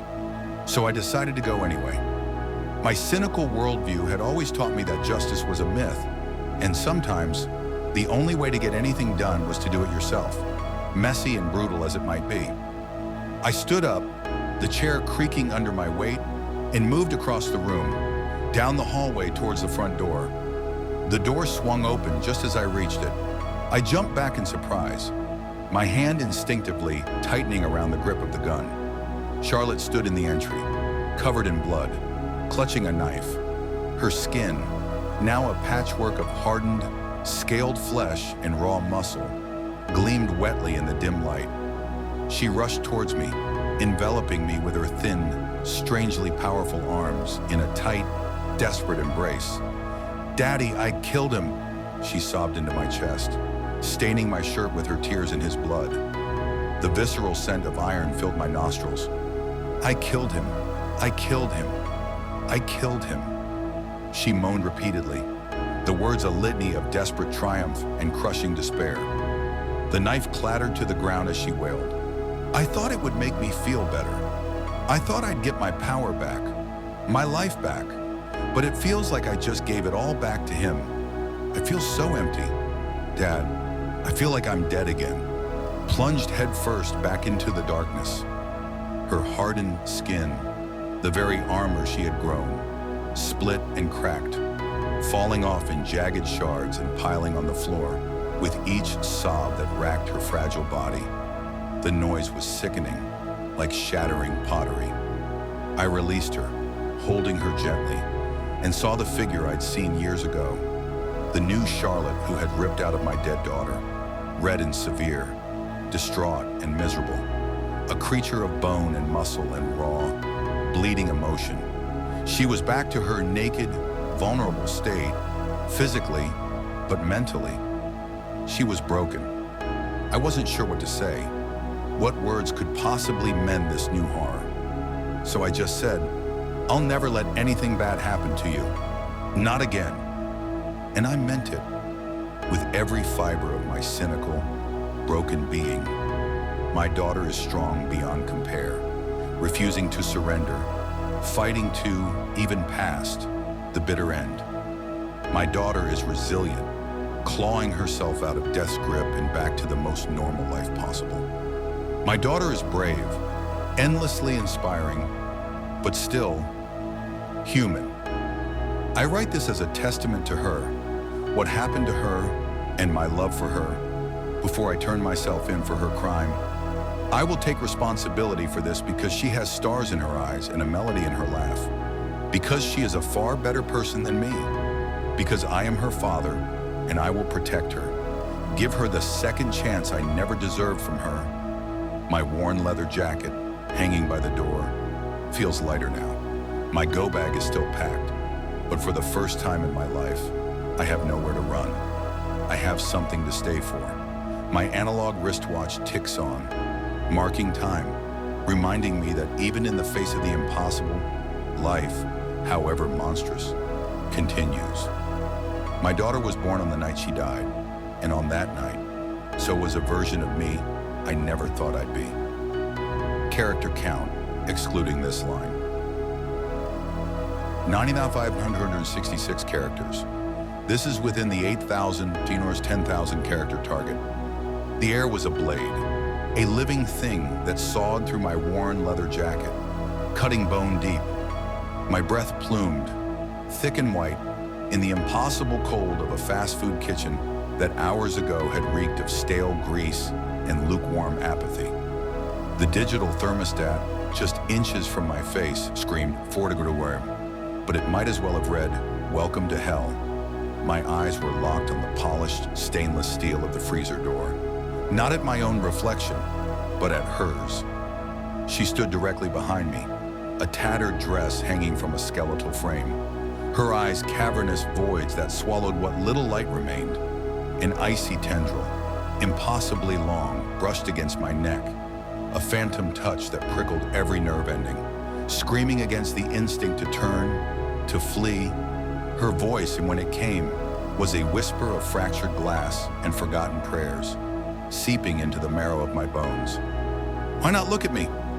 That voice, that impossible cold, was the culmination of a night that had begun with nothing but the promise of a mediocre paycheck and the usual quiet dread of another transient job in another forgotten town. I'd walked into that greasy mausoleum of a restaurant believing it would be just another shift. I was wrong. Another town, another nameless fast food joint. That was my life. Always on the move, always taking the late shifts, the ones nobody else wanted. They paid in cash, required minimal paperwork, and offered a blessed anonymity that I clung to like a drowning man to driftwood. Tonight it was a burger joint called Big Bite Burger, stuck on the desolate outskirts of what felt like a forgotten corner of existence. The locals, in their limited capacity for conversation, had whispered about its history. Not the food, never the food, but the ground it sat on. Sacred ground, they'd mumbled, eyes wide and bloodshot, or narrowed with suspicion. A site of old disappearances, strange rituals, things that went bump in the night and never came back. Whatever. My worn leather jacket had seen enough sacred ground to last a lifetime, most of it ending in something profane. I just needed the $20 an hour and the quiet solitude of working alone. The kind of quiet that usually meant you were invisible. That's how I liked it. But there was no quiet tonight. Not really. The air itself felt heavy, humid, pregnant with an unspoken tension that had nothing to do with the storm brewing outside. Its distant rumble still a low growl on the horizon. The fluorescent lights overhead buzzed, a high-pitched whine that usually faded into background noise, but tonight grated on my nerves, amplifying every creak and groan of the aging building. And the smell, oh God, the smell. Usually it was just the stale, comforting aroma of fried grease and cheap coffee. Tonight it was oppressive, cloying, thick with something metallic, something like old blood trying to hide beneath layers of burnt fat. I pulled at the collar of my jacket, a nervous habit, though the fabric was already loose around my neck. My hand instinctively went to my wrist, tracing the cold metal of my old analog watch. It wasn't even for time anymore, just a grounding mechanism, a small, mechanical certainty in a world that consistently pulled the rug out from under me. I told myself it was pre-shift jitters, the usual anxiety of another dead-end job, but the knot in my gut tightened, a familiar premonition that something was about to go sideways. It always did. The closing crew, a trio of tired-looking kids who moved with the grace of sleepwalkers, had finally shuffled out the back door, leaving me to the vast, echoing silence of the empty restaurant. I'd locked every door, double-checked the deadbolts, even peered through the blinds at the darkening parking lot. My checklist was simple enough. Wipe down the sticky tables, mop the greasy floors, take out the overflowing trash bins. Mundane, mind-numbing tasks, exactly what I craved. The rain had started, a soft, insistent drumming against the plate glass windows, creating a hypnotic rhythm that was almost lulling me into a false sense of security. Almost, because even through the drumming, I could hear it now, the faint, high-pitched hum that hadn't been there before. a subtle electrical current flowing through the very air. Then, from the manager's office, the printer burst to life. A sudden, jarring mechanical whir. It ripped through the stillness, a jagged blade of sound, and the green power light, visible through the office door's glass panel, flickered erratically, like a dying firefly. My heart slammed against my ribs, a trapped bird desperate for escape. A chill, cold and sharp as splintered ice, raced down my spine, rooting me to the spot by the soda fountain. My first rational thought was some automated test, a leftover print command from the day shift. But the sound, now accompanied by the soft rustle of paper feeding, felt oddly deliberate, like a summons. It wasn't just printing, it was calling to me. Every instinct, finely honed by years of running from things that shouldn't exist, screamed at me to turn, to grab my go bag from the break room, always packed, always by the door, and bolt. But that other, less rational part, that persistent, regrettable sense of responsibility that had dragged me into more holes than I could count, compelled me forward. My fatal flaw, the reason I never quite escaped. I moved cautiously, each step a conscious effort, my worn boots squeaking faintly on the linoleum. The dim glow of the computer monitor bathed the cramped office in sickly green light, making the shadows writhe and dance. It amplified the tension, turning the mundane space into a theatrical stage for something unseen. On the printer tray, stark against the beige plastic, lay a freshly printed sheet of standard white paper. The ink, still warm to the touch, was a stark, ominous black. It wasn't a daily report, or a schedule, or a supply order. The header, bold and centered, screamed its title, Rules for the Night Shift. I picked it up, my fingers brushing against the still damp ink. The paper felt heavier than it should, charged with a strange energy. My eyes, accustomed to scanning for threats, devoured the text. If you hear knocking on doors or windows, turn off all lights and hide. If the temperature drops suddenly, don't look behind you. If the office lights flicker, cover the window and stand still for 30 seconds. If you hear sobbing from the bathroom, don't enter. If you see a woman across the street, don't look away until you hear a knock behind you. Do not answer the phone, ever. The rules lie. A cold sweat broke out on my forehead, tracing a path down my temple. My hands, despite my efforts, began to tremble. Each line, with its chillingly specific instructions, seemed to tighten an invisible vice around my chest, making it harder to pull in a breath. My stomach churned, a volatile mix of nausea and dread, as the bizarre instructions painted vivid, horrifying images in my mind. The feeling of being watched, a palpable weight on my back, crept over me. I couldn't shake the sense that something sinister was already here, already lurking in the shadows, just waiting for me to slip up, to make a mistake. I let out a short, nervous laugh, a dry, humorless sound that felt alien in the silence. "Nice try, kids," I muttered, trying to mask the sudden, sharp spike of fear. Very funny, prank of the year, but the specificity, the sheer audacity of it, unsettled me deeply. Who would go to such lengths for a practical joke? And why? I tossed the paper back onto the desk, watching it flutter down like a dead leaf. All right, I grumbled, more to myself than to the empty room. Point taken. Now back to wiping down tables. I took a deep breath, trying to steady my racing pulse. But as I stepped out of the office, the air hit me like a physical blow. The sudden, drastic drop in temperature stole my breath. It wasn't a gradual chill, it was an instantaneous plummet, as if the very air had been sucked out of the room and replaced with something pulled from the deepest parts of a winter grave. My breath plumed in front of me, thick and white, just as it had in the hook, confirming the impossible cold. I glanced instinctively at the digital thermostat on the wall near the kitchen entrance. It wasn't just cold. It read a horrifying Impossible, for de girl. A rule slammed into my mind, fresh off the printer. If the temperature drops suddenly, don't look behind you. Every fiber of my being screamed that command. Don't look. Don't turn around. Just walk away. Get out. Run! But the world-weary fatalism that clung to me like a second skin warred with the primal urge to flee. I was already in it. I knew it. The game had begun, and deep down, somewhere buried under layers of cynicism and self-preservation, that damned, reluctant conscience whispered, "You have to know. You have to see." I felt a strange, irresistible compulsion, a pull stronger than any fear.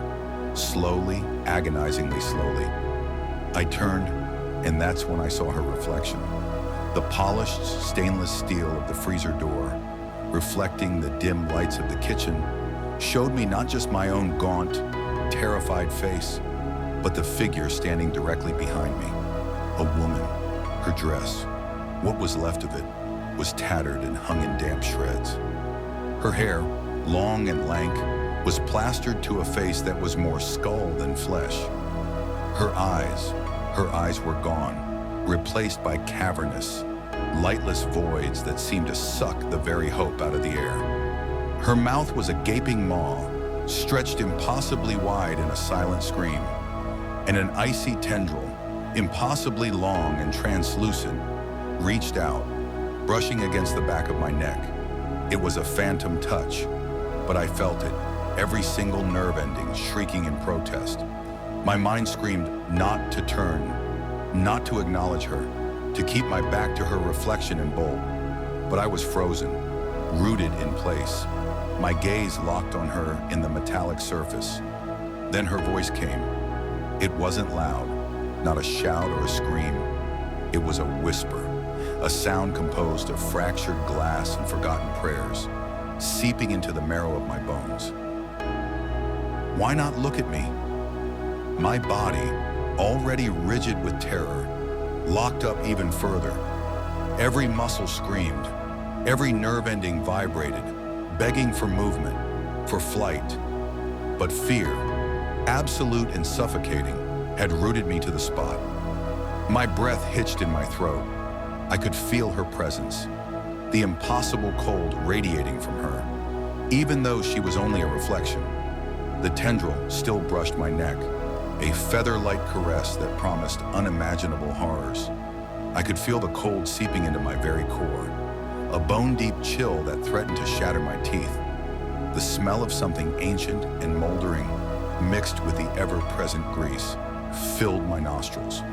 I forced myself to back away, one excruciatingly slow step at a time, my eyes still locked on the reflection, until I was several feet from the freezer door. Only then, with a choked gasp, did I finally force myself to spin around. Nothing. The kitchen was empty. The air was still icy, swirling around me like a hungry ghost. But the figure was gone. My heart pounded, a frantic drum solo in my chest, threatening to burst through my ribs. My head spun, trying to reconcile what I had seen with the empty space before me. Had it been a hallucination? The stress? No. The cold was real. The terror was real. I stumbled back into the manager's office, my hand grabbing the printer, clutching the crumpled list of rules like a lifeline. If this wasn't some elaborate, incredibly cruel prank, then maybe I needed to take it seriously. Maybe these were not rules to be broken, but a chilling instruction manual for survival. The night spiraled into an accelerated nightmare. The old crackling PA system, normally used for announcing order numbers, came to life with a sudden burst of static that made me jump. Then, a melody, a haunting lullaby, its tune eerily warped, like a child's music box left out in the rain, notes dripping with water and decay. Each note was off-kilter, slightly dissonant, as though mocking the innocence it was supposed to convey. It was faintly familiar, dragging up a forgotten scrap of memory from a childhood I barely remembered. Something warm and safe, now twisted into something venomous. The longer it played, the more it sounded like whispers hidden beneath the music, barely audible but impossible to ignore. My skin prickled, and I felt as if the lullaby was pulling me into its sinister rhythm, daring me to stay and listen. The soft, childlike melody, now laced with an adult scream, sent shivers down my spine. My mind raced. If you hear knocking on doors or windows, turn off all lights and hide. No knocking yet, but a lullaby that felt like a prelude to one. I didn't waste another second. I bolted, stumbling slightly on the slick kitchen floor, into the walk-in freezer. The heavy door clanged shut behind me, plunging me into frigid, absolute darkness. I huddled amid stacks of frozen burger patties and lukewarm soda syrup, trembling, my breath misting around me. The freezer's hum was a cold comfort, a barrier against the things that now inhabited the restaurant. Then the knocking started, a rhythmic, insistent thump, thump, thump against the windows of the dining area, growing steadily in intensity. Not just tapping, but deep, resonant impacts that vibrated through the very foundation of the building. Shadows, long and distorted, moved past the frost-covered glass of the freezer's small, circular window. I could hear faint whispers now, carried on the air, begging me, enticing me, to come out, to look. My wristwatch, a useless hunk of metal in the dark, felt cold against my clammy wrist. I twisted the crown, a pointless gesture, trying to find some anchor in the rising tide of panic, when the knocking finally subsided, replaced by a tense, waiting silence. I forced myself to crack open the freezer door. A sliver of light from the dining area spilled in, revealing the ghostly white of my own breath. I slowly pushed the door wider, peering out. The dining area was filled, not with customers, not with people, with figures, pale, translucent, their empty eye sockets locked onto me with an unnerving, palpable intensity. They pressed against the windows, a silent, macabre audience, grinning with impossibly wide mouths that stretched far beyond human capacity. Their forms shimmered, like heat haze off asphalt, distorting the world behind them. The air was thick with the scent of ozone and something rotten. Another rule came flooding back into my mind, sharp and clear. Hide under the counter. My legs felt like lead, but I forced them to move. I scrambled under the main service counter, squeezing myself into the cramped space, clutching the crumpled rules list as though it were a crucifix. Outside, the figures grew more frantic, their pale hands slamming against the glass with increasing intensity. The sound was a relentless, bone-jarring rhythm that reverberated through the empty store, each strike seeming to shake the glass to its breaking point. Hairline cracks began to spread across the immense plate glass, catching the flickering light and creating an ominous, spiderweb-like pattern. The sight of the fractured glass, combined with the relentless pounding, made it feel like the figures were moments away from bursting through, from reaching me, and one by one, the lights in the store, already buzzing and flickering, began to die, plunging the room into deeper, oppressive darkness. My breath came in shallow, ragged gasps, each one a desperate attempt to pull in enough air. The cacophony of bangs and whispers was a terrifying symphony of despair. The lullaby, which had been playing faintly in the background, abruptly stopped. The pounding on the windows ceased. An eerie, absolute silence descended, heavier and more profound than any silence I had ever known. It pressed in, suffocating, as if the very air was holding its breath. I peeked out from under the counter, my eyes scanning the room, straining to see through the gloom, searching for any sign of movement. The figures were gone, but the oppressive atmosphere remained. The restaurant felt alive, a predatory beast holding its breath, waiting for me to make a mistake, to emerge from my flimsy hiding spot. My hand was still clutching the rule list. My thumb brushed over the last, chilling line. The rules lie. What did that mean? Were they all a trick? Was I playing right into something's hands? Suddenly, the phone on the counter, the old, greasy landline that hadn't rung all night, let out a piercing, startling trill.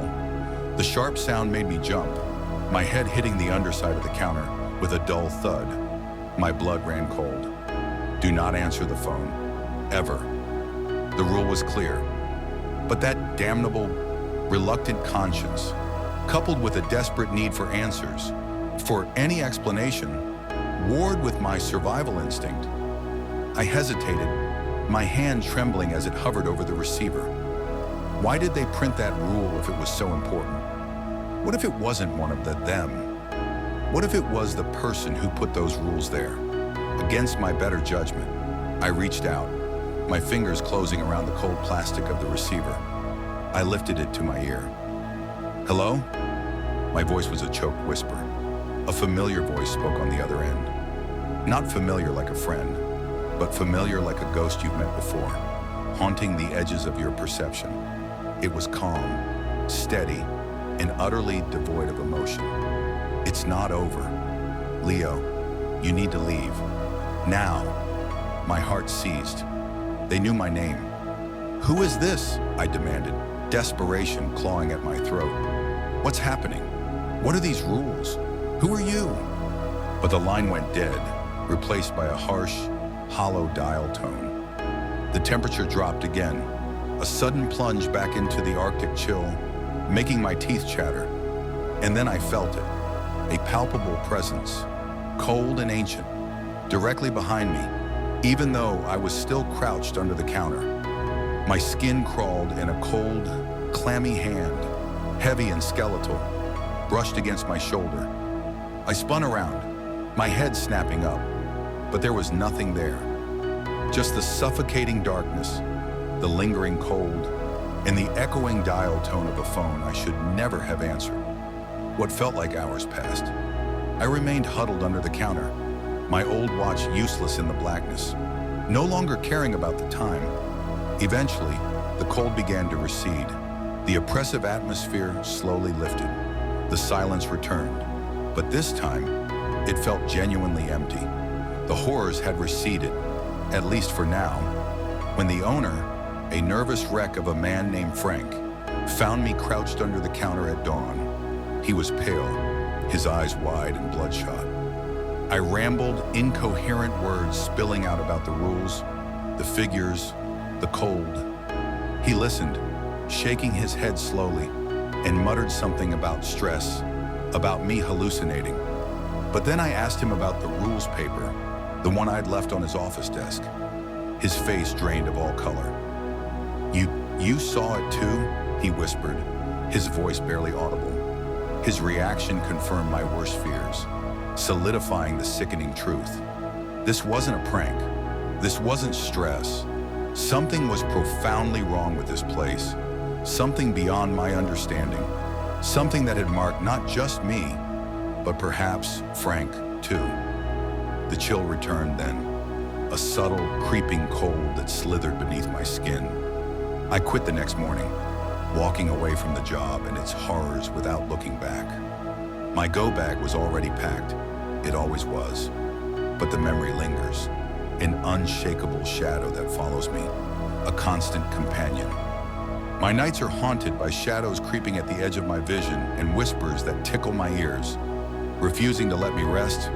Sometimes, when the temperature drops unexpectedly, a suffocating cold grips my chest, and I swear I can hear her voice echoing softly in the silence, a taunt and a plea. Why not look at me? The sound sends shivers down my spine, leaving me questioning my sanity, wondering if the line between what's real and what's not has been permanently blurred. And sometimes, when I'm alone in the dark, I catch myself reaching for my phone, my hand trembling as I hesitate to dial. A strange mix of dread and longing wells up in my chest, the need for closure clashing with the fear of what I might find. I want answers. I want to know who that voice belonged to, what that last rule meant, but then I remember, the last rule, the rules lie. The weight of those words settles heavily on me, reminding me that even the comfort of answers may be an illusion, another trap waiting to be sprung. Character count 9965.